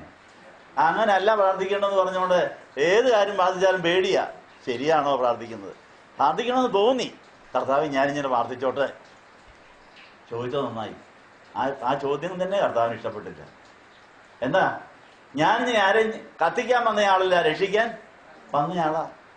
അതുകൊണ്ട് പഴയ നിയമമല്ല പുതിയ നിയമം. പഴയ നിയമത്തിൽ ഈ 50 പേരെയും അവരുടെ അശുദ്ധികളെയും അവരുടെ അശുദ്ധാത്മാക്കളെയും വേർതിരിക്കാൻ കഴിയാതെ ഇഴുകിച്ചേർന്നിരിക്കുക, കത്തിക്കല്ലാതെ. പഴയ കാലങ്ങളിൽ പേപ്പട്ടിക്ക് പേ കയറിയ പിന്നെ തല്ലിക്കൊല്ലുമല്ലാതെ നിവൃത്തിയില്ലാത്തൊരു കാലം ഉണ്ടായിരുന്നു. ഇപ്പം ചികിത്സയൊക്കെ ഉണ്ട്. നല്ല എന്താണെങ്കിലും വിലയേറിയ പട്ടിയാണെങ്കിൽ ചികിത്സിച്ച് വേണമെങ്കിൽ അതിനെ പേ ഇല്ലാതാക്കാം. അങ്ങനെ ചികിത്സ ഇല്ലാഞ്ഞിരുന്നൊരു കാലത്ത് പേ പിടിച്ചു പോയെങ്കിൽ, പേപ്പട്ടി കടിച്ചു പോയെങ്കിൽ തല്ലിക്കൊന്നോ തന്നെ എന്ന് പറഞ്ഞ പോലെ അമാലേക്കിനോട് യുദ്ധം ചെയ്യാൻ പോയപ്പോൾ അമാലേക്കിനെ സമൂലം അനുഗ്രഹിക്കണമെന്ന് ശൗലിനോട് പറയാൻ കാരണം എന്നാ? അമാലേക്കിന് ഇതുപോലെ പേ പിടിച്ച ഒരു ജാതി ദൈവമക്കളെ പുറകെ വന്ന് കടിക്കുന്നവരായിരുന്നു. അതുകൊണ്ട് അവരെ തട്ടിയേക്കാൻ പറഞ്ഞു. ഈ കാര്യങ്ങളൊക്കെ ആർക്കറിയാം? യോഹന്നാൻ അറിയാം. അമാലേക്കിനെ സമൂലം അനുഗ്രഹിക്കാൻ പറഞ്ഞ കൽപ്പന, ഈ ഏലിയാവ് 50 പേരെ കത്തിച്ച കഥ. അങ്ങനെയാണെങ്കിൽ ഇവരെ കത്തിക്കേണ്ട സമയമായെന്ന് ഇയാൾക്കങ്ങ് തോന്നി. പക്ഷെ ഏതായാലും കർത്താവ് ഞാൻ പ്രാർത്ഥിച്ചോട്ടെ എന്ന് ചോദിച്ചു. വേണ്ട മോനെ, ഇപ്പം പ്രാർത്ഥിക്കണ്ട, ആ കാര്യം പ്രാർത്ഥിക്കണ്ട. അപ്പം അത് ചോദിച്ചത് നന്നായി. അപ്പോഴാണ് ഒരു കാര്യം പറഞ്ഞ്, ഞാൻ ആരെയും നശിപ്പിക്കാൻ വന്നതല്ല, ഞാൻ എല്ലാവരും രക്ഷപ്പെടണം, എല്ലാവരെയും നന്നാക്കണം, എല്ലാവരെയും സ്വർഗത്തിൽ കൊണ്ടുപോകണം, എല്ലാവരുടെ ഇടത്തിലും ദൈവരാജ്യം വേണമെന്ന് അത് പറയാൻ പഠിപ്പിക്കാൻ വന്നതാണ്. അതുകൊണ്ട് അത് കയ്യിലിരിക്കട്ടെ പറഞ്ഞു ആ പ്രാർത്ഥന. അപ്പോൾ യോഹന്നാൻ അതും കുറിച്ചിട്ടു. ആ യോഹന്നാനാണ് പെന്തിക്കോസ്തി പെരുന്നാളിൽ ഏറ്റവും അധികം കൂടുതൽ ആത്മാവിൽ നിറഞ്ഞയാള്. ആ യോഹന്നാനാണ് പത്മോസ് ദ്വീപിൽ ഏകനായി പോയി സ്വർഗം തുറക്കുന്ന കാണാൻ സാധിച്ചത്. ആ യോഹന്നാനാണ് കർത്താവിന്റെ കുരിശിന്റെ ചുവടിൽ അമ്മയോടൊപ്പം നിന്നപ്പോൾ അമ്മയ്ക്ക് മോനെയും അമ്മയും കിട്ടി. അപ്പം അങ്ങനെയാണെങ്കിൽ പ്രാർത്ഥിക്കാൻ പഠിച്ചാൽ കിട്ടുന്ന ഗുണം എന്നാ? കിട്ടേണ്ടതൊക്കെ കിട്ടും, പോകേണ്ടതൊക്കെ പോവും. അപ്പം ഈ യോഹന്നാന്റെ പ്രാർത്ഥന പഠിച്ചാൽ മതി, യോഹന്നാന്റെ സ്വഭാവം കിട്ടിയാൽ മതി, യോഹന്നാനെ പോലെ യേശുവിനെ അനുഗമിച്ചാൽ മതി. നമുക്ക് എവിടെ പോയാലും കർത്താവ് വേണ്ടത് കരുതിയിട്ടുണ്ടായിരിക്കും നമുക്ക് കിട്ടുമെന്നുള്ള വലിയ സന്തോഷം നമുക്ക് ലഭിക്കും. അപ്പോൾ ഏത് കാര്യവും പ്രാർത്ഥിക്കട്ടെ എന്ന് ചോദിക്കണം, പ്രാർത്ഥിക്കാറായോ എന്ന് ചോദിക്കണം, സമയമായോ എന്ന് ചോദിക്കണം. അത് ഞാൻ തന്നെയാണോ പ്രാർത്ഥിക്കേണ്ടത്? അത് ഇനി എത്ര നാൾ കാത്തിരിക്കണം? അങ്ങനെ എല്ലാത്തിനും സമയവും കാലവും ചിട്ടയും ഇതൊക്കെ ഉണ്ട്. ആ കാര്യം മനസ്സിലാക്കി പ്രാർത്ഥിച്ചാൽ ദൈവത്തിൻ്റെ രാജ്യത്തിൻ്റെ നീതി, സമാധാനം, പരിശുദ്ധാത്മാവിൽ സന്തോഷത്തിൽ ക്രിസ്തുവിനെ നമുക്ക് സേവിക്കാൻ സാധിക്കും. ഇന്ന് വായിച്ചതായ മറ്റൊരു വേദഭാഗം, അപ്പോസ്തലനായ പൗലൂസിന് തൻ്റെ ഭക്തിയുടെ മൂർധന്യത്തിലാണ് ക്രിസ്ത്യാനികളെ തല്ലിക്കൊന്നുകൊണ്ടിരുന്നത്. താനൊരു പരമഭക്തനാ, പരീക്ഷ ഭക്തനാ, പഴയ നിയമം മുഴുവൻ പഠിച്ചിട്ടുണ്ട്. പക്ഷെ നസറേത്തിൽ നിന്ന് വല്ല നന്മ വരുമോ എന്ന് നഥാനിയേൽ ചോദിച്ച പോലെ ഇയാളും ചോദിച്ചുകൊണ്ട് നസറേത്തിൽ നിന്ന് ഒരു നന്മയും വരികയില്ല. നസറേത്തുകാരന് യേശു ഒരിക്കലും മെസ്സിയ ആകാൻ സാധ്യമല്ല. മെസ്സിയ ബേത്ലഹേമിൽ നിന്നാണ്. ബേത്ലഹേമിൽ വന്നിട്ട് ഓടിപ്പോയെന്നുള്ള കാര്യം ഇയാൾക്ക് മനസ്സിലായോ? ബേത്ലഹേമിൽ തന്നെയാണ് യേശു ജനിച്ചത്, അത് പ്രവചന നിവൃത്തിയാ. പക്ഷെ ബേത്ലഹേമിൽ ജനിച്ച ആള് ഹെരോദാവിനെ പേടിച്ച് 4 കൊല്ലം മിസ്രൈമിൽ പോയ കാര്യം ഇയാൾ അറിഞ്ഞിട്ടില്ല. ആര്? ഈ നഥാനിയേലും ഈ പൗലോസും ഒന്നും അത് മനസ്സിലാക്കിയിട്ടില്ല. യേശുക്രിസ്തു ബേത്ലഹേമിലാണ് ജനിക്കേണ്ടത്, ബേത്ലഹേമിലാണ് വളരേണ്ടത്. ഈ ബേത്ലഹേമിൽ ജനിച്ച കാര്യം ഒരു മറവിരളായിട്ടിരിക്കുക, അവിടെ കുറച്ച് നാളല്ലേ കിടന്നുള്ളൂ. ഈ കാര്യം പിന്നെ ദൈവം വെളിപ്പെടുത്തിയപ്പോഴാണ് അവർക്കൊക്കെ മനസ്സിലായത്. നസറേത്തിൽ നിന്നുള്ള നന്മ വരുമോ എന്ന് ചോദിക്കാൻ കാരണം നസറേത്തുകാരൻ്റെ നല്ല വേദപുസ്തകത്തിൽ പറഞ്ഞിരിക്കുന്നത് ബേത്ലഹേമിൽ ജനിക്കുമെന്നാണ്. അപ്പം ആ കാര്യം പൊരുൾ തിരിച്ചു കൊടുക്കാൻ പുതിയ വെളിപ്പാട് ആവശ്യമായിരുന്നു എന്നാ പറഞ്ഞില്ല. അപ്പം യേശു ബേത്ലഹേമിൽ ജനിച്ചെങ്കിലും താൻ മിസ്രൈമിൽ പോയി നസറേത്തുകാരൻ അറിയപ്പെട്ടത് അത് പലർക്കും ഇടർച്ചയായി തീർന്നു. അപ്പം ഇതുപോലെ നമ്മൾ അറിയാത്ത ഒത്തിരി കാര്യങ്ങൾ, നമുക്ക് വെളിപ്പാട് കിട്ടാത്ത അനേക കാര്യങ്ങൾ മറഞ്ഞിരിക്കും. ദൈവം അത് വെളിപ്പെടുത്തിയെങ്കിലേ എല്ലാം നമുക്ക് ഗ്രഹിക്കാൻ സാധിക്കും എന്നുള്ള കാര്യം ഓർപ്പിക്കുന്നു. അതുകൊണ്ട് നമ്മുടെ മനസാക്ഷിയെ നമുക്ക് വിശ്വസിക്കാൻ ഒക്കുകയില്ല. നമ്മുടെ മനസാക്ഷി വികലമാകാൻ സാധ്യതയുണ്ട്, നമ്മുടെ തീരുമാനങ്ങൾ തെറ്റിപ്പോകാൻ സാധ്യതയുണ്ട്, നമ്മുടെ അംശികമായ അറിവുകൾ വെച്ചുകൊണ്ട് നമ്മൾ എത്തുന്ന പ്രാർത്ഥനകളും അപേക്ഷകളും അഭിപ്രായ പഠനങ്ങളും തെറ്റാകാൻ സാധ്യതയുണ്ട്. കർത്താവ് എനിക്കിങ്ങനെ തോന്നുന്നു, ശരിയാണോ എന്നാണ് തോന്നുന്നത്. അല്ല ഞാനിങ്ങനെ പറയും അങ്ങനെ തന്നെ നടക്കണമെന്ന് പറയുന്നത് ശരിയാണോ? അത് തെറ്റായിരിക്കും. അതുകൊണ്ട് നമ്മുടെ സ്വന്തം വിവേകത്തിൽ ഊന്നാൻ പാടില്ല എന്ന് ജ്ഞാനിയായ ശലോമോനാണ് പറഞ്ഞത്. എവിടെയാ? സദൃശവാക്യം 3-ാം അധ്യായത്തിൽ. ജ്ഞാനിയായ ശലോമോൻ തൻ്റെ പരാജയത്തിൽ നിന്നാണ് ഇതെല്ലാം എഴുതി വെച്ചത്. തൻ്റെ സ്വന്തം വിവേകത്തിൽ ഊന്നിക്കൊണ്ടാണ് പള്ളി പണിതയാള് വിഗ്രഹാരാധനയ്ക്കുള്ള സ്ഥലവും പണിത് കൊടുത്തുകൊണ്ടിരുന്നത്. അവസാനം ഗതികേട് വന്നപ്പോഴേ സുന്ദരിമാരായ ഭാര്യമാരെ എല്ലാം രാജ്യമാരാക്കി വന്നപ്പോൾ അവർ പറയുന്ന കേൾക്കേണ്ടി വന്ന ഗതികേട് വന്നു. പള്ളി പണിതയാള് അമ്പലവും പണിയേണ്ടി വന്നു. അവസാനം പോയി മണ്ടനായ ഒരു മകൻ രാജ്യം ഭരിക്കേണ്ടി വന്നു. ആ കാലത്ത് രാജ്യം രണ്ടായി. അവസാനം അത് വേറെ രാജ്യക്കാരിൽ പിടിച്ചുകൊണ്ട് പോയതല്ല. ഈ പറഞ്ഞതിൻ്റെ അർത്ഥം സ്വന്തം വിവേകത്തിൽ ഒരിക്കലും ഒന്നാൻ പാടില്ല. എത്ര ഡിഗ്രി ഉണ്ടെങ്കിലും, എത്ര ജ്ഞാനം ഉണ്ടെങ്കിലും, എത്ര പണ്ഡിതനാണെങ്കിലും നമ്മുടെ സ്വയത്തിനകത്ത് ആരൊളിച്ചിരിപ്പുണ്ട്? Self is the hiding place of evil എന്നാണ് പറയുന്നത്. നമ്മുടെ സ്വയത്തെ നമുക്ക് ഒരിക്കലും വിശ്വസിക്കാൻ പാടില്ല. കാരണം എന്താ? സ്വയത്തിനകത്ത് ആരാ കയറിയിരിക്കുന്നത്? അതുതന്നെ സ്വയത്തെ ത്യജിച്ച് യേശുവിനെ അനുഗമിച്ചാലേ ശിഷ്യനാകാനൊക്കെ ഉള്ളൂ. അങ്ങനെയാണ് എത്ര ശിഷ്യൻ കാണും. ഇപ്പോൾ നമുക്ക് തന്നിഷ്ടം, പൊന്നിഷ്ടം, ആരാൻ്റെ ഇഷ്ടം, ദൈവയിഷ്ടം, പിന്നിഷ്ടം എന്നാണ് പഴഞ്ചൊല്ല്. നമുക്ക് തന്നോടും നമ്മുടെ ഇഷ്ടങ്ങളോടും ഭയങ്കര താല്പര്യമാണ്. അതിനകത്ത് പിശാചങ്ങ് കൊടികുത്തി വാഴുകയുമാണ്. അപ്പോൾ ദൈവയിഷ്ടം വേണമെങ്കിൽ, ദൈവരാജ്യം വേണമെങ്കിൽ, എത്ര പൊന്നിഷ്ടമാണെങ്കിലും തന്നിഷ്ടം വേണ്ടാന്ന് വെക്കാൻ തീരുമാനിക്കാൻ ധൈര്യം വേണം. അങ്ങനെയുള്ളവർക്ക് മാത്രമേ യേശുവിന് ശിഷ്യനാകാനും ദൈവരാജ്യത്തിൻ്റെ നീതി, സമാധാനം, പരിശുദ്ധാത്മാവ് സന്തോഷം ആസ്വദിക്കാൻ സാധിക്കുകയുള്ളൂ. സദൃശ്യവാക്യങ്ങളിൽ അങ്ങനെ എഴുതി വച്ചിരിക്കുന്നത്. ശലോമോൻ പറയാം, മക്കളെ എനിക്ക് അബദ്ധം പറ്റി, ഞാൻ 40 കൊല്ലം ഭരിച്ചു, കൊതി തീരെ, കിട്ടിയ പെണ്ണുങ്ങളെല്ലാം കൊണ്ട് നടന്നു, പക്ഷെ ഒരു തൃപ്തി, എല്ലാം മായ. സഭാപ്രസംഗം എഴുതി വെച്ചിരിക്കെ നിങ്ങൾ ഇനി വെറുതെ ഈ പരീക്ഷണത്തിൽ നിന്നും പോകണ്ട കേട്ടോ. കിട്ടിയ ഒരെണ്ണത്തിനെയും കൊണ്ട് ജീവിച്ചോളാം മതി. അത് തന്നെയാണ് സുന്ദരി. കിട്ടിയ ഭാര്യ കിട്ടിയ ഭർത്താവാണ് ഏറ്റവും സുന്ദരൻ സുന്ദരി എന്ന് വിചാരിച്ചോണ്ടാൽ മതി. അല്ലാതെ വേറെ ആരുടെയും പുറകെ നടക്കണ്ട. അങ്ങനെ ജീവിതം കളയാനുള്ളതല്ല എന്നാണ്. ഇനി ശലോമോനെ പോലെ ഒരു അവസരം ഇനി ആർക്കെങ്കിലും കിട്ടുമോ? എല്ലാ സുഖസൗകര്യങ്ങളും എല്ലാ സ്വാതന്ത്ര്യവും ഉണ്ടായിരുന്നു. അതിനാണ് അങ്ങനെ രാജാവിനെ ദൈവം വാഴ്ച കാണിച്ചത്. കണ്ടോ, ഇതുപോലെ ഇനി ആരും വെറുതെ ഉള്ള ജീവിതം പരീക്ഷണം നടത്തി കളയണ്ട. ദൈവം തന്ന ഭാര്യയാണ് സ്വർഗത്തിലേക്കും ലോകത്തിലേക്കും സുന്ദരി, മിടുക്കി. ദൈവം തന്ന ഭർത്താവാണ് ഏറ്റവും മിടുക്കൻ. കഴകത്തിൽ നിന്ന് വേറെ ഒരുത്തിനും പുറകെ പോകേണ്ട കാര്യമില്ല എന്ന് പറഞ്ഞാൽ ദൈവം തന്നത് ഏറ്റവും നല്ലതായിരിക്കും. നല്ലവനാ ദൈവം നല്ലതേ തരുള്ളൂ. അതുകൊണ്ട് കല്യാണം ഉറപ്പിക്കുന്നതിന് മുമ്പേ കർത്താവിനോട് ചോദിക്കണം, നീ തരുന്നതാണോ ഇല്ലെന്ന് മാത്രം അറിഞ്ഞേക്കാൻ മതി. കർത്താവ് 12 എണ്ണത്തിനെ കിട്ടുന്നതിന് മുമ്പ് രാത്രി വിടാൻ പ്രാർത്ഥിച്ചു. നിങ്ങളുടെ കല്യാണം ഉറപ്പിന് ദിവസം രാത്രി പ്രാർത്ഥിച്ചായിരുന്നു? കിടന്നുറങ്ങിയില്ലേ? അതുകൊണ്ടാണ് ഇപ്പം ഇങ്ങനെ ഇരിക്കുന്നത്. അതുകൊണ്ട് ഓരോ തീരുമാനം എടുക്കുന്നതിന് മുമ്പ് രാത്രി മുഴുവനും പ്രാർത്ഥിച്ച് അപ്പച്ചനോട് ചോദിക്കണം, ഇതിരിക്കും നീ തന്നതാണോ? ആണെങ്കിൽ അവരെങ്ങനെ ഇരുന്നാലും അതാണ് ബെസ്റ്റ്. തരുന്ന കൂട്ടുകാരൻ, തരുന്ന ഭാര്യ, തരുന്ന ഭർത്താവ്, തരുന്ന വേലക്കാരൻ ദൈവം തന്നാണെന്ന് ചോദിച്ചാൽ മതി. അവർക്ക് അവിടെ വിലഹീനത കാണുമെന്ന്. അത് അവനെ വഹിക്കാൻ എന്നെ ഏൽപ്പിച്ചതാണ്. അതുകൊണ്ട് നമ്മൾ എന്ത് തീരുമാനം എടുക്കുന്നതിന് മുമ്പ് കർത്താവിൻ്റെ മാതൃകയിൽ രാത്രി ഇവിടെ പ്രാർത്ഥിച്ചിട്ട് എല്ലാം തീരുമാനിക്കുകയാണെങ്കിൽ അതിലൂടെ വരുന്നതിനെല്ലാം സന്തോഷത്തോടെ സ്വീകരിക്കാൻ സാധിക്കും. ഇപ്പോൾ ശലോമോൻ്റെ പാഠം കേട്ടല്ലോ. ശലോമോൻ ഇഷ്ടപ്പെട്ടവരെല്ലാം ഭാര്യമാരാക്കി നോക്കി, എന്നിട്ട് ഇതിനകത്ത് ഒരു കഥയില്ലെന്ന് അയാൾ പറഞ്ഞത്. ഇനി വെറുതെ പരീക്ഷിക്കണോ? സൗന്ദര്യം വ്യർത്ഥവും ലാവണ്യം വ്യാജവുമാണെന്നാ എവിടെ എഴുതിയിരിക്കുന്നത്? സദൃശവാക്യം 31 അവസാനം എഴുതി വെച്ചിരിക്കുക, മക്കളെ നിങ്ങൾ ആരെയും സൗന്ദര്യം കണ്ട ആരുടെയും പുറകെ പോകണ്ട. ഇത് വെറും ഒരു കളിപ്പീര. ഇതിനകത്തൊരു കഥയില്ല, ഇതിനൊരു കാര്യവുമില്ല. അതുകൊണ്ട് അങ്ങനെ പരീക്ഷ നടത്തിയ ഒരാൾ വേദോസത്തിലുള്ളപ്പോൾ ഇനി നമ്മുടെ ജീവിതം വെറുതെ കളയണോ? കർത്താവ് തന്നതാ ഏറ്റവും നല്ലത്.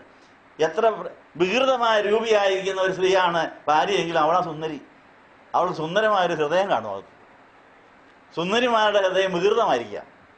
വികൃതമായിരിക്കുന്നവരുടെ ശരീരത്തിനകത്ത് സുന്ദരമായ ഹൃദയം ഉണ്ടാകാൻ ഈ 2 സാധ്യതയും പ്രാർത്ഥിക്കുമ്പോൾ കർത്താവ് പറയും. അധികം സൗന്ദര്യം ഇല്ലാത്തവരെ കിട്ടുക നല്ലത്. വേറെ ആരും തട്ടിക്കൊണ്ടൊന്നും പേടിക്കണ്ടല്ലോ. അല്ലേ, സുന്ദരിമാരെ കിട്ടിയാലുള്ള കുഴപ്പമില്ലാന്നറിയാം. ഇതിക്കപ്പുറത്തേ ഉണ്ടാകില്ല. അവളെ ആരെങ്കിലും തട്ടിക്കൊണ്ട് പോകുമോ, അവൾ ആരുടെയെങ്കിലും കൂടെ പോകുമോ എന്നുള്ള പേടിക്ക് ഊരുറച്ച് എവിടെയെങ്കിലും ഉറങ്ങാനും പോകും. അതെ.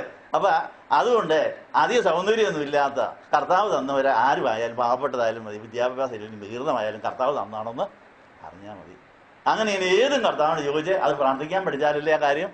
അതുകൊണ്ട് പ്രാർത്ഥിക്കാൻ പഠിക്കുക. ഏതും പ്രാർത്ഥിച്ചിട്ട് കർത്താവിനോട് ചോദിച്ചേ ചെയ്യുക. കർത്താവ് തന്നതല്ലേ, ഞാൻ കൊണ്ടു നടക്കുക. അപ്പം അങ്ങനെ നമ്മൾ എല്ലാം സ്വീകരിക്കാൻ പഠിച്ചാൽ ഒന്നിനും നിരാശപ്പെടേണ്ടി. രാത്രി മുഴുവൻ പ്രാർത്ഥിച്ചിട്ട് പിതാവ് പറഞ്ഞിട്ടാണ് യൂദായെ പണം ഏൽപ്പിച്ചത്. കൊടുത്തേരെ, കള്ളനാണ് അവൻ്റെ തന്നെ കൊടുത്തേരുന്നത്. കർത്താവിൻ്റെ കാര്യമില്ല, മുടങ്ങിയോ? ചില താമസിച്ചെന്നേ ഉള്ളൂ ഒരു കാര്യം. എന്താ? ടാക്സ് കൊടുക്കാനുള്ള പൈസ ഇല്ലാതായിപ്പോയി. ഏതാനും മണിക്കൂർ നേരത്തേക്ക് ചോദിച്ചപ്പം കൈ പൈസ ഇല്ല. യൂദ അടിവലിച്ചതാ. അപ്പോൾ യൂദായെ കുറ്റം പറഞ്ഞോ, എടാ നിന്റെ ഈ പൈസ എടുത്തോണ്ട് എനിക്ക് ഗതികേട് വന്നല്ലോ എന്ന് പറഞ്ഞോ. അത് ഉടനെ ആരെ അറിയിച്ചു? പിതാവേ, നീ പറഞ്ഞിട്ടാണ് ഇവനെ ഞാൻ ട്രസ്റ്റിയാക്കിയത്, പക്ഷെ എനിക്ക് ഇന്ന് ടാക്സ് കൊടുക്കാൻ പൈസ ഇല്ല. അപ്പം പറഞ്ഞേനെ, മോനെ പേടിക്കണ്ട, ഈ കള്ളനാണെന്ന് അറിഞ്ഞുകൊണ്ട് തന്നെ ഒരുത്തിനെ നിനക്ക് തന്നതാ. അവനെല്ലാം മോഷ്ടിച്ചാൽ നിന്റെ കാര്യം നടക്കാൻ വേണ്ടി ഞാൻ കരുതിയിട്ടുണ്ട്. ഒരു മീനിൻ്റെ വായിൽ ഒരു പണം കരുതിയിട്ടുണ്ട്. പത്രോസിന് മീൻ പിടിക്കാൻ നല്ല പരിചയമല്ലേ, ചൂണ്ടയും കൊണ്ട് അങ്ങോട്ട് ചെല്ലട്ടെ, ആ ചൂണ്ടയിൽ കയറും ഇത്. അങ്ങനെ കർത്താവ് ആ പൈസ എടുത്ത് ടാക്സി കൊടുത്തു. സന്ധ്യയ്ക്ക് മുമ്പേ കാര്യം നടന്നു. അപ്പോൾ ദൈവമക്കൾ ആരെല്ലാം മോഷ്ടിച്ചുകൊണ്ട് പോയാലും, അടി വലിച്ചാലും, കൊണ്ടുപോയാലും, കടം വാങ്ങിച്ചിട്ട് തിരികെ തന്നില്ലെങ്കിലും പേടിക്കണം. ആരോട് പറയണം? അപ്പച്ചനോട് ചോദിച്ചാൽ കടം കൊടുക്കാവൂ. തിരികെ കിട്ടുമെന്ന് വിചാരിച്ച് കൊടുക്കുകയും വേണ്ട. അത് എഴുതി തള്ളിയേക്കണം. കർത്താവിന് കൊടുത്തതാന്ന് വിചാരിച്ചോ. ആർക്കെങ്കിലും എന്തെങ്കിലും കൊടുത്താൽ മണിയോടൊരാണെന്ന് പറഞ്ഞ് കൊടുത്തേക്കാൻ പിന്നെ തിരികെ ചോദിക്കുമോ? ആർക്കെങ്കിലും എന്തെങ്കിലും കൊടുത്താൽ തിരികെ കിട്ടുമെന്ന് വിചാരിച്ചല്ല കൊടുക്കേണ്ടത്. എമ്മോ ഫ്രം ഹെവൻ എഴുതി കവറിനകത്തിട്ട് കൊടുത്താൽ കാര്യം തീർന്നു. അപ്പോൾ നമുക്ക് എമ്മോ ഫ്രം ഹെവൻ എന്ന് പറഞ്ഞ് നമുക്ക് ഇങ്ങോട്ടും കിട്ടും. ഒരു ദിവസം എൻ്റെ കയ്യിൽ ഒരച്ഛൻ കൊണ്ട് ഒരു പാക്കറ്റ് തന്നു. അമേരിക്കയ്ക്ക് പോയി ചെന്നൊരു അച്ഛനാണ്. ഇവിടെ വന്ന് പ്രാർത്ഥിച്ചെടുക്കുകയാണ് പോയി തിരിച്ചു വന്നപ്പം ഒരു കവർ എഴുതിയിരിക്കുന്ന എമ്മോ ഫ്രം ഹെവൻ ടു പോളറും പാച്ചൻ. എന്താ കാര്യം? ഒത്തിരി എമ്മോ അങ്ങോട്ട് കിട്ടിയിട്ടുണ്ട്. അതുകൊണ്ടാണ്. എൻ്റെ അടുത്ത് താമസിച്ചുള്ളൊരു അച്ഛനാ. ഞാനത് ദാനം കൊടുക്കാമെന്ന് പറഞ്ഞോ കടം കൊടുക്കാമെന്ന് പറഞ്ഞാൽ അല്ല കൊടുത്തിട്ടുള്ളത്. എമ്മോ ഫ്രം ഹെവൻ എന്ന് പറഞ്ഞാൽ അങ്ങോട്ട് കൊടുത്തപ്പോൾ അമേരിക്കയ്ക്ക് പോയിട്ട് വന്നപ്പോൾ എമ്മോ ഇങ്ങോട്ടും കിട്ടി. കൊടുത്താൽ കൊല്ലത്തും കിട്ടും. ഞാൻ പറഞ്ഞതിൻ്റെ അർത്ഥം നമ്മൾക്ക് ആർക്കും കിട്ടുമെന്ന് വിചാരിച്ച് കൊടുക്കേണ്ട, ദൈവത്തിനാന്ന് പറഞ്ഞ് കൊടുത്തേരെ, ദൈവത്തിൻ്റെതാന്ന് പറഞ്ഞ് കൊടുത്തേരെ. അപ്പം പിന്നെ പിണക്കമോ വാശിയോ വൈരാഗ്യമൊന്നും വരികയില്ല. അല്ലെങ്കിൽ കടം കൊടുത്താൽ പിണങ്ങിയേ തീരുള്ളൂ. കാര്യം തന്നെ നമ്മൾ ചോദിക്കുമ്പോൾ അവിടെ കാണുകയില്ല. പിന്നെ നമ്മൾ ഒഴിഞ്ഞു മാറാൻ നടക്കും. എവിടെയെങ്കിലും കണ്ടാൽ ഓടിപ്പോവും. കണ്ടുമുട്ടിപ്പോയാൽ പിന്നെ ചീത്ത വിളിക്കേണ്ടി വരും, ഭീഷണിപ്പെടുത്തേണ്ടി വരും. ഉള്ള സ്നേഹമല്ല. അതുകൊണ്ട് ഒരിക്കലും കടം കിട്ടുമെന്ന് തിരിച്ചു കിട്ടുമെന്ന് വെച്ചാലും കടമേ കൊടുക്കണ്ട. സ്വർഗത്തിലെ മണി ഓർഡറായിട്ട് പോസ്റ്റ്മാനായിട്ട് കൊടുക്കേണ്ടത് കൊടുത്തു തീർത്തരും. അപ്പോൾ ആരുമായിട്ട് പിണങ്ങണ്ടി വരികയില്ല. അവർക്ക് വല്ലതും കിട്ടുന്ന കാലത്ത് അവർ മണി ഓർഡറായിട്ട് നമുക്ക് തിരികെ തരും. അതിൽ നമുക്ക് സന്തോഷിക്കാൻ സാധിക്കും എന്നാണ് പറഞ്ഞതിൻ്റെ അർത്ഥം. അപ്പോൾ ഇത്രയും പറഞ്ഞതിൻ്റെ അർത്ഥം എല്ലാം പിതാവിനോട് ചോദിച്ച് ചെയ്യാൻ പഠിക്കണം. ആ പ്രാർത്ഥന പഠിച്ചിട്ടേ നിങ്ങൾ ഏതെങ്കിലും പരിപാടിക്ക് പോകാവൂ. ഏതെങ്കിലും ജോലിക്ക് പോയി ശമ്പളം നോക്കിയല്ല പോകേണ്ടത്. എനിക്ക് ദൈവം തന്ന ജോലിയാണോ, ഒരു ശമ്പളവും കിട്ടിയില്ലെങ്കിലും ദൈവം തന്ന ജോലിയാണെങ്കിൽ നമ്മുടെ കാര്യം ദൈവം നടത്തിക്കൊള്ളും. ഇന്ന് ശമ്പളം കിട്ടി ഒരു മാസം ശമ്പളം കിട്ടിയാൽ പിറ്റേ മാസത്തിന് ഇൻക്രിമെന്റ് എന്ന് പറഞ്ഞ പ്രാർത്ഥനയാണ് ഓരോരുത്തർ. എനിക്ക് കിട്ടിയ പോരാ, ശമ്പളം പോരാ, ശമ്പളം പോരാന്ന് പറഞ്ഞ്. പക്ഷെ ശമ്പളമല്ല, എവിടെ പോയാൽ ഞാൻ സേവിക്കുന്ന ആരെയാണ്? ക്രിസ്തുവിനെയാണ്. ക്രിസ്തുവിനെ സേവിക്കാനാണ് പോകേണ്ടത്. താഴ്മയ്ക്കും യഹോഭക്തിക്കുള്ള പ്രതിഫലം ധനവും മാനവും ജീവനുമാണ്. ധനവും മാനവും ജീവനും നമ്മളെ തേടി വരും. ഈ കാര്യങ്ങൾ പ്രാർത്ഥിക്കുന്നവർക്കേ മനസ്സിലാവുള്ളൂ. വെറും സീറോയിലാണ് ഇവിടെ താമസിക്കുന്നത്, ഒന്നും കണ്ടോണ്ടല്ല. ദൈവാത്മാവ് പറഞ്ഞു നന്നുകാട്ടേക്ക് പോകും. ഒരു സൗകര്യമില്ലാത്ത കെട്ടിടത്തിൽ പോയി നിന്നിരിക്കെ കൊതുകടി കൊണ്ട് രാത്രി മുഴുവൻ അവിടെ ഇരുന്നിട്ടുണ്ട്. ഒരു സൗകര്യമില്ലാത്ത ആ കെട്ടിടത്തിനകത്ത്, ഒരു വഴിയില്ലാത്ത സാഹചര്യത്തിൽ ഒരു രാത്രി മുഴുവൻ ആ പാറമടയിൽ പോയിരിക്കാൻ പറഞ്ഞു. ഞാനനുസരിച്ചു. അന്നേരം യഹോവ ശമ്മ എന്നുള്ള ശബ്ദം, യഹോവ ഇവിടെ ഉണ്ടെന്നുള്ള ശബ്ദം കേട്ട്. യഹോവ ഇവിടെ ഉണ്ടെങ്കിൽ മതി, ബാക്കിയ യഹോവ. കോഴിക്കോടിനകത്ത് തുടങ്ങിയ കാര്യമാണ് ഇത്. അല്ല വലിയൊരു കെട്ടിടം പണിതല്ല തുടങ്ങി. ഇപ്പോഴും നിങ്ങൾ ഈ ഷെഡിൻ്റെ കീഴേ ഇരിക്കുന്നു. ഈ ഒരു സൗകര്യവും ഇവിടെ ഇല്ലായിരുന്നു. ഒരു കോഴിക്കോട്, മേൽക്കൂടെ ഇല്ലാത്ത ഒരു കോഴിക്കോട്, തറ മാത്രമുള്ളിടത്ത് ഓല കെട്ടിയ ഒരു ചെറിയ ഷെഡിനകത്ത് ഒരു സൗകര്യം ഇല്ലാതെ തുടങ്ങിയ ഒരു പരിപാടിയാണ്. ആരോടും ഇതിന് പണപ്പിരിവ് നടത്തിയിട്ടില്ല, ആരോടും ഒന്നും ചെയ്യാൻ പറഞ്ഞില്ല. കിട്ടിയ സൗകര്യത്തിൽ ആരാധിക്കുക, പ്രാർത്ഥിക്കുക, അങ്ങനെ അങ്ങ് പോവുക. അപ്പം അറിഞ്ഞതിൻ്റെ അർത്ഥം ഏത് കാര്യവും പ്രാർത്ഥിച്ച് ചെയ്യാൻ പഠിച്ചാൽ മതി. കർത്താവിനോട് ചോദിച്ചേ ചെയ്താൽ ബാക്കി കാര്യം കർത്താവ് നോക്കിക്കൊള്ളും. അതാണ് എനിക്ക് തരാനുള്ള സാക്ഷ്യം. ഇതാണ് ഒന്നുമില്ലായ്മയിലായി നടക്കുന്നത്. ലക്ഷക്കണക്കിന് രൂപ ചിലവുണ്ട്, ആരോടും ചോദിക്കാറില്ല, ശമ്പളമില്ല, പെൻഷനില്ല, ഒന്നുമില്ല, കാര്യം നടക്കാറുണ്ട്. 4 അനാഥ മന്ദിരങ്ങൾക്ക് ആഹാരം ഇവിടുന്ന് പോകുന്നുണ്ട്. അതിനൊരു പിരിവും എടുക്കാറില്ല. അവരുടെ മരുന്ന് വാങ്ങിക്കാൻ പൈസയും കൊടുക്കേണ്ടി വരും. ഈ 4 അനാഥ മന്ദിരങ്ങളുള്ള രോഗികൾക്ക് മരുന്ന് വാങ്ങിക്കാൻ പൈസ കൊടുക്കണം, മരുന്ന് വാങ്ങിച്ചു കൊടുക്കണം, ആഹാരം കൊണ്ട് കൊടുക്കണം. ഇതെല്ലാം മുട്ടില്ലാതെ ഇതുവരെയും ആരോടും ചോദിക്കാതെ നടന്നു. ഇതെവിടെയെങ്കിലും നടന്നു കേട്ടിട്ടുണ്ടോ? ഒരു അത്ഭുതം. കർത്താവിനോട് ചോദിച്ച് ചെയ്താൽ വേണ്ടതെല്ലാം നമ്മളെ തേടി വരുമെന്നാണ് പറഞ്ഞതിൻ്റെ അത്. അപ്പോൾ ഏത് കാര്യം പറഞ്ഞപ്പോഴായി വന്നത്? പ്രാർത്ഥിക്കാൻ നമുക്ക് അറിഞ്ഞുകൂടുന്നതാണ് ആദ്യം അറിയട്ടെ. അതെവിടെയാണ്? റോമാലേഖനം 8-ാം അധ്യായത്തിൻ്റെ 26-ാമത്തെ വാക്യത്തിൽ ആത്മാവ് നമ്മുടെ ബലഹീനതയ്ക്ക് തുണ നിൽക്കുന്നു. വേണ്ടതുപോലെ പ്രാർത്ഥിക്കേണ്ടത് എങ്ങനെയെന്ന് നമുക്ക് അറിവില്ല. ആ അറിവാണ് ആദ്യം ഉണ്ടാകേണ്ടത്. ആത്മാവ് തന്നെ വ്യക്തമാകാത്ത വാക്കുകളോടുകൂടിയ ഞരക്കങ്ങളാൽ നമുക്ക് വേണ്ടി മധ്യസ്ഥത വഹിക്കുന്നു. അപ്പോസ്തലനായ പൗലോസ് അറേബ്യയിൽ പോയി തപസ്യ ചെയ്തപ്പോൾ, തൻ്റെ ഉള്ളിലെ യേശു വളർന്നു കഴിഞ്ഞപ്പോൾ, താൻ ആത്മാവിൽ നിറഞ്ഞപ്പോൾ പരിശുദ്ധാത്മാവ് പഠിപ്പിച്ചൊരു കാര്യമാണ് നമുക്ക് പ്രാർത്ഥിക്കാൻ അറിഞ്ഞുകൂടാ. പരിശുദ്ധാത്മാവിന് മാത്രമേ പ്രാർത്ഥിക്കാൻ അറിവുള്ളൂ. ആ പരിശുദ്ധാത്മാവിൻ്റെ പ്രാർത്ഥനയുടെ കൂടെ കൂടിയാൽ മതി. ആ പ്രാർത്ഥന നമ്മുടേതായി മാറുകയാണെന്നാണ് പറഞ്ഞിരിക്കുന്നത്. ആത്മാവ് നമ്മുടെ ബലഹീനതയ്ക്ക് തുണ നിൽക്കുന്നു. വേണ്ടതുപോലെ പ്രാർത്ഥിക്കേണ്ടത് എങ്ങനെയെന്ന് നാം അറിയുന്നില്ലല്ലോ. ആത്മാവ് തന്നെ വ്യക്തമാകാത്ത വാക്കുകളോടുകൂടി ആ ഞരക്കങ്ങളാൽ നമുക്ക് വേണ്ടി മധ്യസ്ഥത അണയ്ക്കുന്നു. എന്നാൽ ആത്മാവ് വിശുദ്ധന്മാർക്ക് വേണ്ടി ദൈവിക പ്രകാരം മധ്യസ്ഥത വഹിക്കുന്നതുകൊണ്ട് ആത്മാവിന്റെ ചിന്ത ഇന്നതൊന്ന് ഹൃദയങ്ങൾ പരിശോധിക്കുന്നവൻ അറിയുന്നു. ദൈവത്തെ സ്നേഹിക്കുന്നവർക്ക്, അവൻ്റെ ഉദ്ദേശമനുസരിച്ച് വിളിക്കപ്പെടുന്നവർക്ക് തന്നെ സകല കാര്യങ്ങളും അവൻ നന്മയ്ക്കായി പ്രവർത്തിക്കുന്നുവെന്ന് നാം അറിയുന്നു. ഈ അറിവ് നമുക്കുണ്ടോ? ദൈവവിളിബോധവും ദൈവസ്നേഹബോധവും ഉണ്ടായിരുന്നാൽ മതി. എന്ത് സംഭവിച്ചാലും അത് സുവിശേഷത്തിനാണ് തീരും, അത് നന്മയ്ക്കായി തീരും, അതിനെ നമുക്ക് ലാഭമാക്കാൻ സാധിക്കുമെന്നുള്ളത് പ്രാർത്ഥിക്കുന്നവരെ മനസ്സിലാവും. അപ്പോൾ പൗലോസിനുണ്ടായ അനുഭവങ്ങൾ മുഴുവനും അനേകരെ നേടുവാൻ ഉപയോഗിച്ചു, അനേക കർത്താവിനെ കൊടുക്കാൻ ഉപയോഗിച്ചു എന്നുള്ളതാണ്. അവൻ മുൻകൂട്ടി അറിഞ്ഞവരെ തൻ്റെ പുത്രൻ്റെ അനേക സഹോദരന്മാരിൽ ആദ്യജാതനാകേണ്ടതിന് അവൻ്റെ സ്വരൂപത്തോട് അനുരൂപരാകുവാൻ അവൻ മുൻനിയമിച്ചിരിക്കുന്നു. അവൻ മുൻനിയമിച്ചവരെ വിളിക്കുകയും വിളിച്ചവരെ നീതിയിരിക്കുകയും നീതീകരിച്ചവരെ തേജസ്കരിക്കുകയും ചെയ്തിരിക്കുന്നു. ഇത് സംബന്ധിച്ചാണ് എന്താണ് പറയേണ്ടത്? ദൈവം നമുക്ക് അനുകൂലമെങ്കിൽ നമുക്ക് പ്രതികൂലമാര്. അപ്പോൾ പ്രാർത്ഥിച്ച് ആദ്യം അറിയേണ്ട കാര്യം, ഈ കാര്യത്തിൽ ദൈവം എനിക്ക് അനുകൂലമാണോ പ്രതികൂലമാണോ അത് തിരിച്ചറിയാം.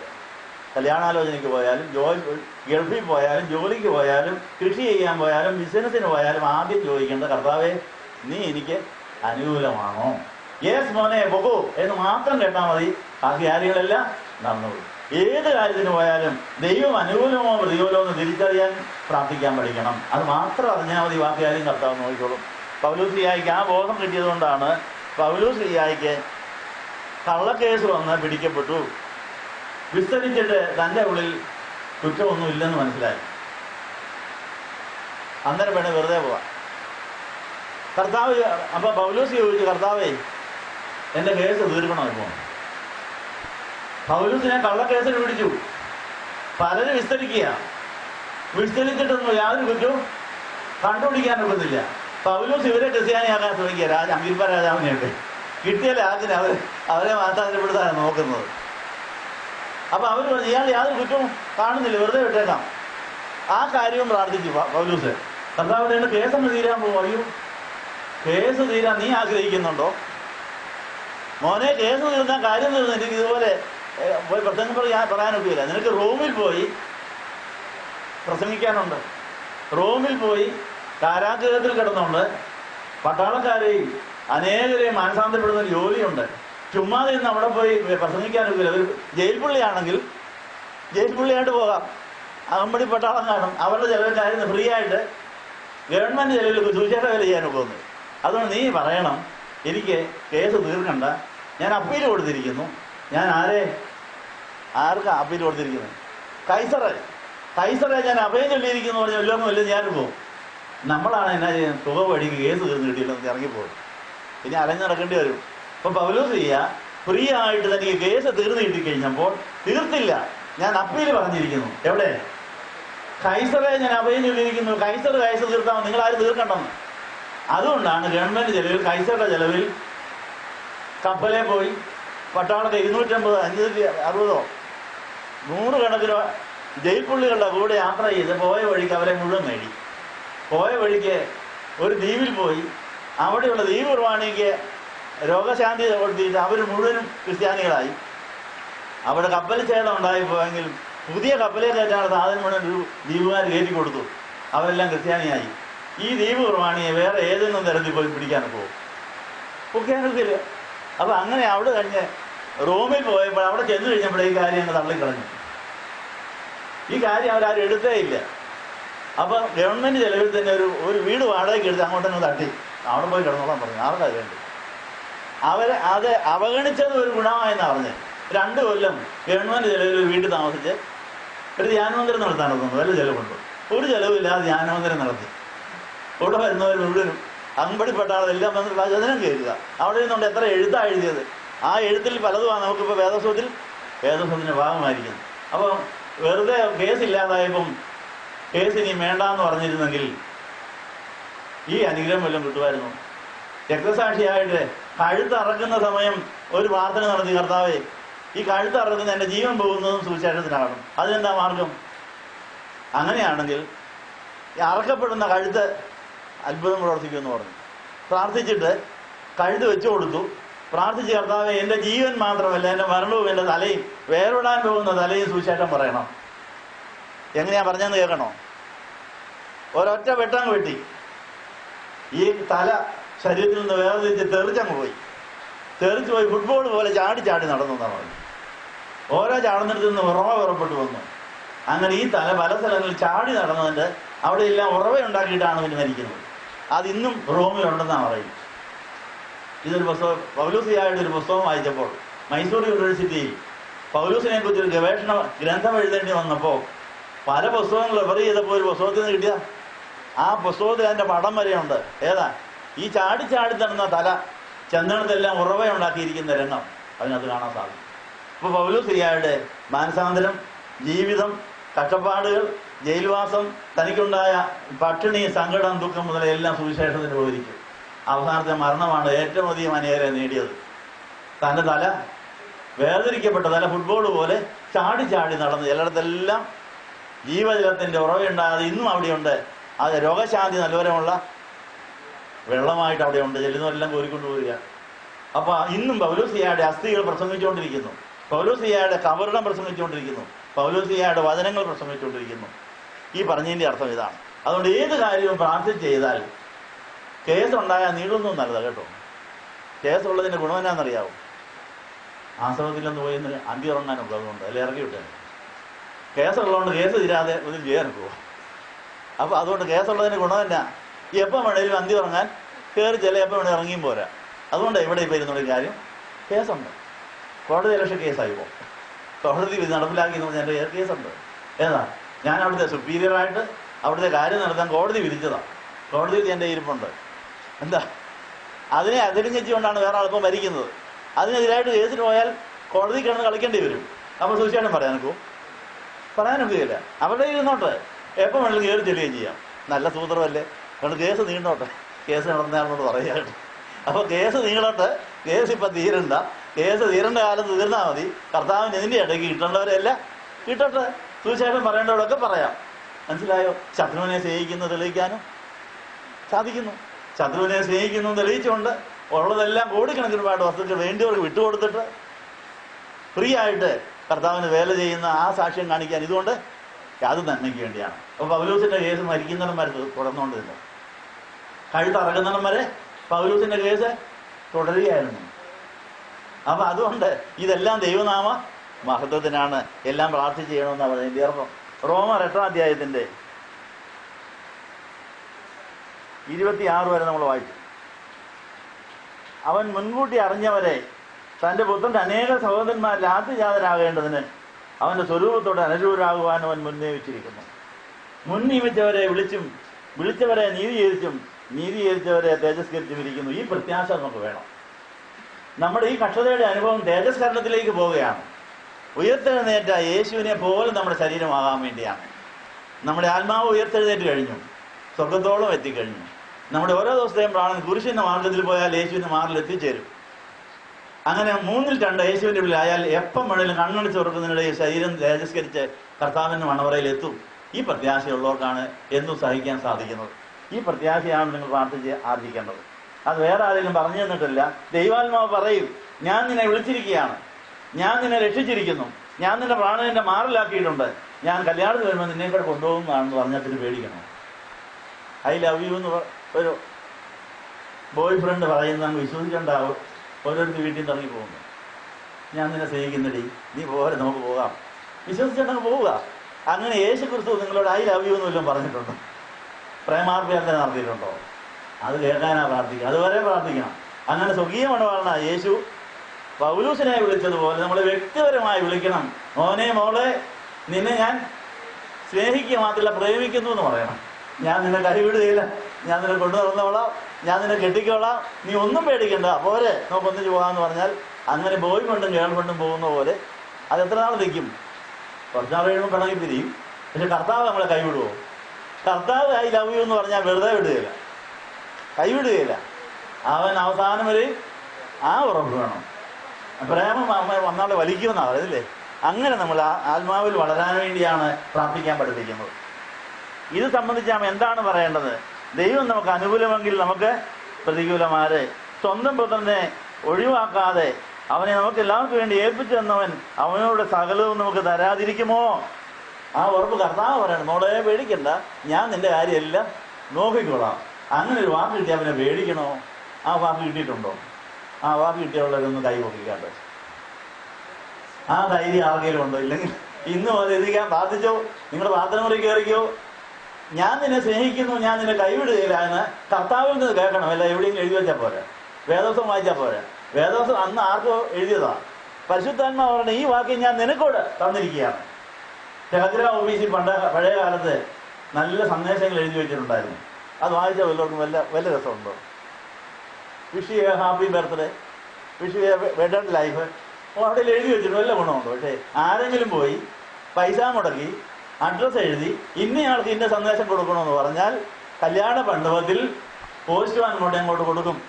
ഭാര്യയുടെയും ഭർത്താവിൻ്റെയും മുമ്പിൽ അതങ്ങ് വിറത്തി കഴിയുമ്പോൾ എന്തോ ഒരു സന്തോഷമാണ്. ആ മണവാട്ടിക്ക് എന്തോ ഒരു അഭിമാനമാണ്. എൻ്റെ പ്രിയൻ മഹാനാണ്. അനേകം പേരുടെ മീറ്റിംഗ്സ് അയച്ചിരിക്കുന്നു. പ്രസിഡന്റ് ആയിരിക്കും, പ്രധാനമന്ത്രിയുടെ ആയിരിക്കും, ആ വലിയ മഹദി മഹാന്മാരുടെ VIP-കളുടെ ടെലഗ്രാമാണ് കല്യാണ മണ്ഡപത്തിൽ വന്നുകൊണ്ടിരുന്നത്. രണ്ടുപേർക്കും അഭിമാനം. അതെന്തുകൊണ്ടാണ്? ഒരാള് ആ അഡ്രസ്സ് എഴുതി ഇത്രാം നമ്പർ സന്ദേശം എന്ന് പറഞ്ഞങ്ങോട്ട് കൊടുത്തപ്പോഴാണ് അത് അവർക്ക് സന്തോഷവും അഭിമാനവും സന്തോഷമായി. ഇതുപോലെ വേദോസവും ടെലഗ്രാം ഓഫീസിലെ കോഡ് മാത്രമാണ്, അനേക സന്ദേശം കൊടുത്തതിൻ്റെ റെക്കോർഡ് മാത്രമാണ്. ദൈവാത്മാവ് ഇതെടുത്ത് കോട്ട് ചെയ്ത് നമുക്ക് തരുന്നാൽ ഇത് നമ്മുടേതാവും. മനസ്സിലായോ? വേദോത്സവം നമ്മുടെ ഇരുന്നുകൊണ്ടോ അത് എഴുതിയെടുത്തോണ്ടോ ഒന്നും നമ്മുടേതാവുകയില്ല. പരിശുദ്ധാത്മാവ് പറയണം, ഇന്ന പുസ്തകത്തിലെ ഇന്ന അധ്യായത്തിലെ ഇന്ന വാക്ക് ഞാൻ നിന്നോട് പറയുന്നു എന്ന് പറഞ്ഞാൽ എൻ്റെ അർത്ഥം സ്വർഗത്തിൽ നിന്ന ടെലഗ്രാമാണ്. അതുകൊണ്ട് നമുക്ക് മറക്കാൻ സാധ്യമല്ല. അങ്ങനെ ഈ വചനം മുഴുവനും ദൈവാത്മാവ് നമ്മളോട് പറഞ്ഞെങ്കിലേ നമ്മുടേത് ആവുള്ളൂ. അതാകാത്ത കൊണ്ടാണ് നമുക്ക് കിളിയിലിപ്പ്, സങ്കടം, സമാധാനം കിട്ടാത്തത്. അതിനുവേണ്ടി നമ്മൾ പ്രാർത്ഥിക്കാൻ പഠിക്കണമെന്നുള്ള പറഞ്ഞതിൻ്റെ അർത്ഥം. അപ്പോൾ ഈ അനുഭവം നമ്മുടേതായി തീരാൻ നമുക്ക് പ്രാർത്ഥിക്കാം. ഇത് സംബന്ധിച്ച് ഞാൻ എന്താണ് പറയേണ്ടത്? ദൈവം നമുക്ക് അനുകൂലമെങ്കിൽ നമുക്ക് പ്രതികൂലമാരെ സ്വന്തം പുത്രനെ ഒഴിവാക്കാതെ അവനെ നമുക്ക് എല്ലാവർക്കും വേണ്ടി ഏൽപ്പിച്ചു തന്നവൻ അവനോടുകൂടെ സകലവും നമുക്ക് തരാതെ ഇരിക്കുമോ? അപ്പോൾ പിന്നെ വിചാരം വരുമോ? എനിക്ക് യേശുവിനെ കിട്ടി, അവൻ്റേതല്ല എൻ്റേതാ, എല്ലാം ചുവന്നോട് നടക്കണോ? എന്താ? ഒരു വിശ്വസ്തയായ ഭാര്യ കല്യാണം കഴിഞ്ഞ് പലതാലും കുത്തി വീട്ടിൽ കയറി ഭർത്താവിന് അവിടെ ഇഷ്ടമായി കഴിഞ്ഞാൽ വീട്ടിലെ താക്കോലെടുത്ത് അവിടെ കൊടുത്തു, നിന്റെ ഇരുന്നോട്ടെന്ന് പറയും. ഇനി എല്ലാം വെട്ടി ചുവന്നോട് നടക്കണോ? താക്കോല് കയ്യിലുണ്ടെന്ന് സേഫിനകത്തിരിക്കുന്നത് എൻ്റേതും കൂടിയാ, ആ വീട്ടിലുള്ളത് മുഴുവൻ എൻ്റേതും കൂടിയാ. ആവശ്യമുള്ളപ്പോൾ താക്കോലിടുക, തുറക്കുക, എടുത്ത് കൊടുക്കുക, പിന്നെയും പൂട്ടി വെക്കുക. അതുപോലെ താക്കോൽ നമ്മുടെ തരണം. പരിശുദ്ധാത്മാവാണ് ആ താക്കോൽ. അങ്ങനെ നമ്മൾ യേശുവിൻ്റെതായി തീരുമ്പോൾ യേശു പരിശുദ്ധാത്മാവിൻ്റെ താക്കോൽ നമ്മുടെ തന്നാൽ പിന്നെ സ്വർഗം മുഴുവൻ ആരുടേതാ? നമ്മുടേതാ. പിന്നെ വിചാരപ്പെടണോ? വേണ്ടത് എടുത്ത് ആസ്വദിക്കാൻ സാധിക്കുമെന്നുള്ള കാര്യം പറഞ്ഞത്. ഈ ഉറപ്പ് നിങ്ങൾ പ്രാർത്ഥനയിൽ കൂടി ആർജിച്ചിട്ടുണ്ടോ? ദൈവം തിരഞ്ഞെടുത്തവരെ ആര് കുറ്റം ചുമത്തും? നീതിയിരിക്കുന്നവൻ ദൈവം ആവുന്നു. ശിക്ഷ വിധിക്കുന്നവൻ ആരാണ്? മരിച്ചവനും മരിച്ചിട്ട് ഉയർത്തെഴുന്നേറ്റ് ദൈവത്തിന്റെ വലത്തുവാതിരിക്കുന്നവനായ യേശു ക്രിസ്തു തന്നെ നമുക്ക് വേണ്ടി മധ്യസ്ഥത വഹിക്കുന്നു. യേശു ക്രിസ്തുവിന്റെ സ്നേഹത്തിൽ നമ്മെ വേർപിരിക്കുന്നതാരെ? കഷ്ടതയോ സങ്കടമോ പീഡയോ ക്ഷാമമോ നഗ്നതയോ ആപത്തോ വാളോ? നിങ്ങളെ നിമിത്തം ഞങ്ങളെ ഇടപെടാതെ കൊല്ലുന്നു, അറുക്കാനുള്ള ആടുകളെ പോലെ കണക്കാക്കുന്നുവെന്ന് എഴുതിയിരിക്കുന്നുവല്ലോ. നാമോ നമ്മെ സ്നേഹിച്ചവൻ മുഖാന്തരം ഇതിനൊക്കെയും പൂർണ്ണ വിജയം പ്രാപിച്ചിരിക്കുന്നു. ഈ വിജയം പ്രാപിക്കാനാണ് 13 നോയമ്പ് വെച്ചത്. അപ്പോസ്തലന്മാർ വിജയിച്ച കാര്യത്തിൽ നമുക്ക് വിജയിക്കും വേണം. നമുക്ക് എല്ലാവർക്കും ചേർന്ന വാക്യം പറയാം. നാമോ നമ്മെ സ്നേഹിച്ച യേശു മുഖാന്തരം ഇതിനൊക്കെയും പൂർണ്ണ വിജയം പ്രാപിക്കുന്നു. അങ്ങനെ പൂർണ്ണ വിജയം പ്രാപിക്കുവാൻ ഉണ്ടായ പരാജയങ്ങളെ വിജയത്തിന്റെ ചവിട്ടുപടിയാക്കാൻ ആഗ്രഹിക്കുന്നവർക്ക് എഴുന്നേൽക്കാം. അവർക്ക് വേണ്ടി ധൂപപ്രാർത്ഥന നടത്തുകയാണ്. ഈ 13 അപ്പോസ്തലന്മാർ ഈ ധൂപത്തിലൂടെ നമ്മുടെ അടുത്തേക്ക് വരികയാണ്. അവർക്ക് കിട്ടിയതായ ആത്മാവ്, അവർ പഠിച്ചതായ പ്രാർത്ഥന, അവരുടെ ആത്മാവ് പ്രാർത്ഥിച്ച ആ പ്രാർത്ഥനയുടെ ടെക്നിക്ക് നമുക്ക് തന്നുകൊണ്ട് നമ്മുടെ അടുത്തേക്ക് ഇതാ അവർ എഴുന്നള്ളി വരുന്നു. നമുക്ക് ഈ 13 നോയമ്പ് അവരോടൊപ്പം വിജയകരമാക്കാം, കർത്താവിന്റെ സാക്ഷികളാകാം, കർത്താവിനെ തിരിച്ചറിയാം. ദൈവം നമ്മളെ സഹായിക്കട്ടെ. നയവാൻപന പോലെ ലോകത്തിന്റെ അറ്റത്തോളം കർത്താവിന്റെ സാക്ഷികളാകണമെന്ന് കർത്താവിന്റെ വചനം പറഞ്ഞ പ്രകാരം കർത്താവെ ഞങ്ങൾക്ക് ഇതുവരെയും കർത്താവിന്റെ സാക്ഷികളായി വചനം ലോകത്തിന്റെ അറ്റത്തോളം എത്തിക്കാൻ കഴിഞ്ഞിട്ടില്ലാന്ന് ഞങ്ങൾ സമ്മതിക്കുന്നു. അനേകരെ കർത്താവിന്റെ ശിഷ്യരാക്കണമെന്ന് പറഞ്ഞ വചന പ്രകാരം ഞങ്ങൾ ഇതുവരെയും കർത്താവിന്റെ ശിഷ്യരാകാൻ കഴിഞ്ഞിട്ടില്ല. കർത്താവെ ഞങ്ങളോട് അവിടുന്ന് ക്ഷമിക്കണമെന്ന് പ്രാർത്ഥിക്കുന്നു. ആദ്യം ഞങ്ങൾ ശിഷ്യരായിട്ട് വേണമല്ലോ മറ്റുള്ളവരെ ശിഷ്യരാക്കാൻ. അതുകൊണ്ട് കർത്താവെ ഇതുവരെ ഞങ്ങൾ ശിഷ്യരായിട്ടില്ല എന്നുള്ള കാര്യം ഞങ്ങൾ സമ്മതിക്കുന്നു. ക്ഷമിക്കണമേ കർത്താവെ.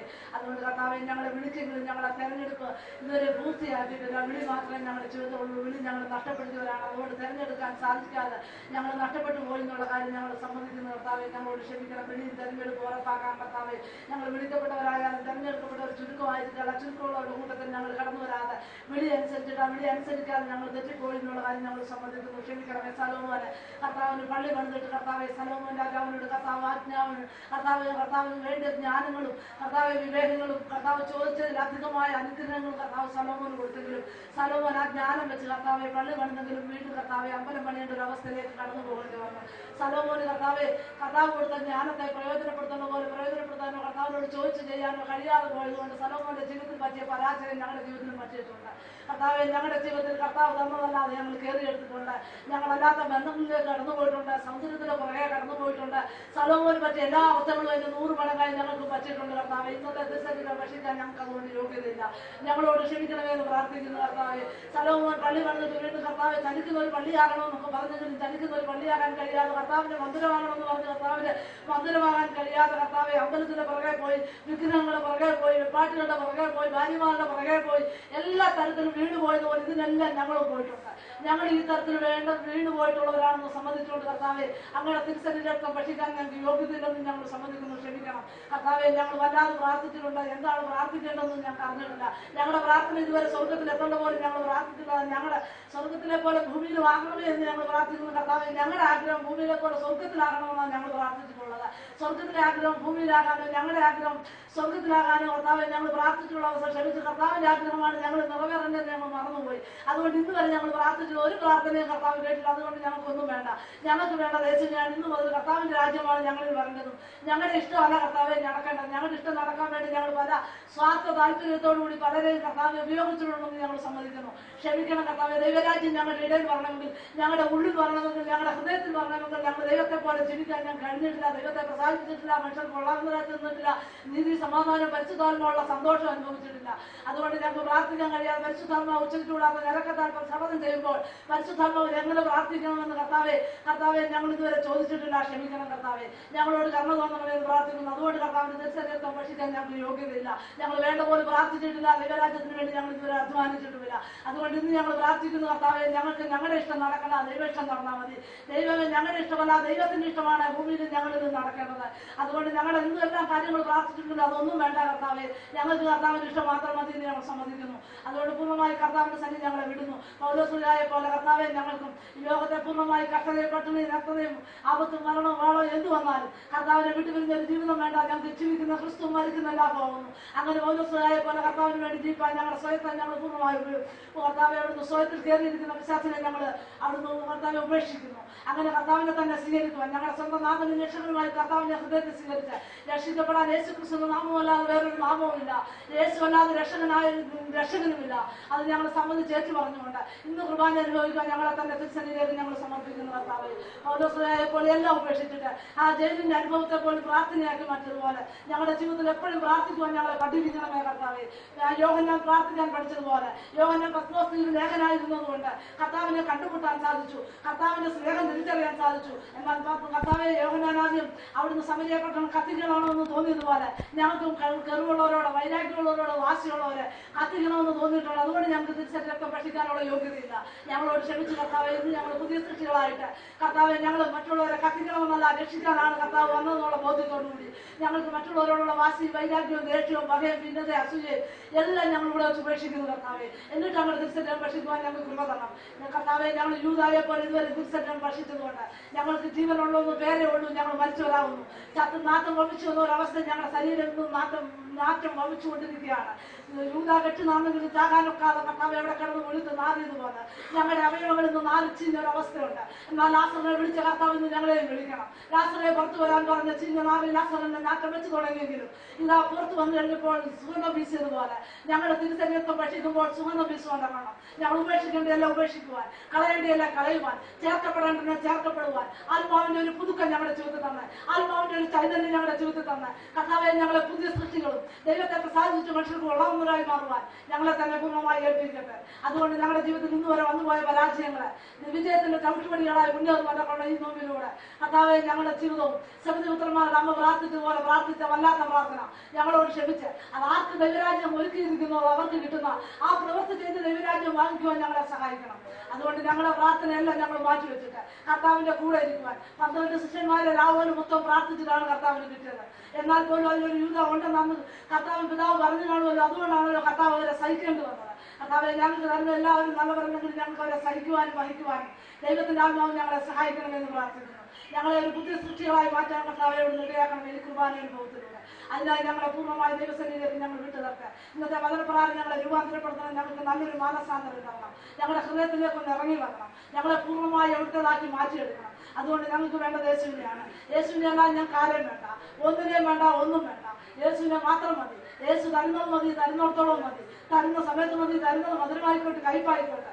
അതിനായി ഞങ്ങളെ പൂർണ്ണമായി വിട്ടുതരുന്നു കർത്താവെ. കർത്താവെ എല്ലാം വിട്ടിട്ട്, ഞങ്ങളുടെ ജ്ഞാനമെല്ലാം ഉപേക്ഷിച്ചിട്ട്, ഭൗതികം പ്രാന്തം പൈശാചമായ ജ്ഞാനത്തെ ഉപേക്ഷിച്ച്, പാപത്തെക്കുറിച്ചും നീതിയെക്കുറിച്ചും ന്യായവിധിയെക്കുറിച്ചും ബോധം വരുത്തുന്ന പരിശുദ്ധാത്മാവിനെ പ്രാപിച്ച് ഉയർത്തുന്ന ജ്ഞാനം മാത്രം തന്ന് ഞങ്ങൾ ഇന്നത്തെ ശരീരവും രക്തവും ഭക്ഷിച്ച്, ഞങ്ങൾ ജീവനും ചൈതന്യവും വെച്ച് സൗഖ്യവും അനുഗ്രഹവും പ്രാപിച്ച് കർത്താവിന്റെ കൂടെ ഇരുന്ന് കർത്താവ് പറയുന്ന കാര്യങ്ങൾ ചെയ്യുവാനും കർത്താവ് പറയുന്നത് കേൾക്കുവാനും, ഞാൻ നിന്നെ സ്നേഹിക്കുന്നു എന്ന് പറയുന്ന ആ ശബ്ദം കേൾക്കുന്നവരുടെ കൂടെ ഇരിക്കുവാൻ. ഇന്ന് കർത്താവിനെ മറ്റുള്ളവർ സ്നേഹിക്കുന്നു എന്ന് പറഞ്ഞ് കേട്ട് ഞങ്ങൾ അവിടെ പുറകെ പോയതുകൊണ്ടാണ് കർത്താവിന് സ്നേഹം കർത്താവിന് വെളിയിൽ കേൾക്കാൻ കഴിയാത്തത്. അത് ഞങ്ങളോട് ക്ഷമിക്കണം. അതുകൊണ്ട് ഇന്നത്തെ തിരുശരീരത്തിലൂടെ ഞങ്ങൾ കർത്താവ്, ഞാൻ നിന്നെ മകനെ മകളെ ഞാൻ നിന്നെ സ്നേഹിക്കുന്നു എന്ന് വിളി കേട്ടിട്ട്, ഇതാ കർത്താവെ ഞാൻ നിനക്കായി ജീവിച്ചോളാമെന്ന് ഞങ്ങളും പറഞ്ഞ് അങ്ങനെ കർത്താവ് ഞങ്ങളുമായിട്ടൊരു വാസം ചെയ്യുവാൻ, അങ്ങനെ ഞങ്ങൾ കർത്താവിന്റെ കുടിയിരിപ്പിന്റെ ഭവനവും, അങ്ങനെ ഞങ്ങൾ കർത്താവിന്റെ മന്ദിരവും കർത്താവിന്റെ വീടും ചലിക്കുന്ന ദേവാലയവും ചലിക്കുന്ന പള്ളിയുമായി മാറുവാൻ, ഇന്നത്തെ തിരുശരീരത്തിലൂടെ ഞങ്ങളെ രൂപാന്തരപ്പെടുത്തുവാൻ പരിശുദ്ധാത്മാവേ ഞങ്ങളുടെ ഹൃദയത്തിനും മനസ്സിലും ആത്മാവിനും വന്നു നിറയണം. ഞങ്ങളെ രൂപാന്തരപ്പെടുത്തണം. യേശുവേ, പൊന്നുകരങ്ങളിലേക്ക് പൊന്നു പരിശുദ്ധാത്മാവിന് വേണ്ടി ഞങ്ങളെ പൂർണ്ണമായി ഏൽപ്പിക്കുന്നു. ആ തിരുശരീരവും രക്തവും അങ്ങേക്ക് സമർപ്പിക്കുന്നു. അങ്ങനെ ഞങ്ങളെ ഏൽപ്പിക്കുന്നു. എല്ലാ ദൈവനാമത്തിനും പ്രാർത്ഥന കേട്ടിരിക്കുക. സ്തോത്രം. ഞങ്ങൾക്ക് സൗഖ്യത്തിനും വിടുതലുമായ സ്തോത്രം. അവിഷത്തിലൂടെ ഞങ്ങൾ തിരിച്ചു കൊടുത്ത് വളർത്തിയ തിന്മയുടെ ശക്തികളെ ഞങ്ങളൊരു പരസ്യ കുമ്പസാരമായി കർത്താവേ, ഈ കുമ്പസാരത്തിലൂടെ ഇറങ്ങി നിൽക്കുന്ന തിന്മയുടെ ശക്തികളെ തന്റെ അവിഷത്തിലൂടെ പകരം കൊടുക്കേണ്ട പകരം കൊടുത്ത്, മാറ്റിക്കെട്ടുന്ന മാറ്റിക്കെട്ടി, ചവിട്ടേണ്ട ചവിട്ടി, സമുദ്രത്തിൽ വിടേണ്ട സമുദ്രത്തിൽ വിട്ട് ഇന്ന് വലിയ ചെയ്ത വലിയ വേലകൾക്കായി നന്ദി പറയുന്നു. എല്ലാം കർത്താവിന്റെ ഇഷ്ടമായി ചെയ്തിട്ട് അങ്ങേക്ക് വേണ്ടി സമർപ്പിക്കുന്നു. പ്രാർത്ഥന സ്തോത്രം തന്നെ.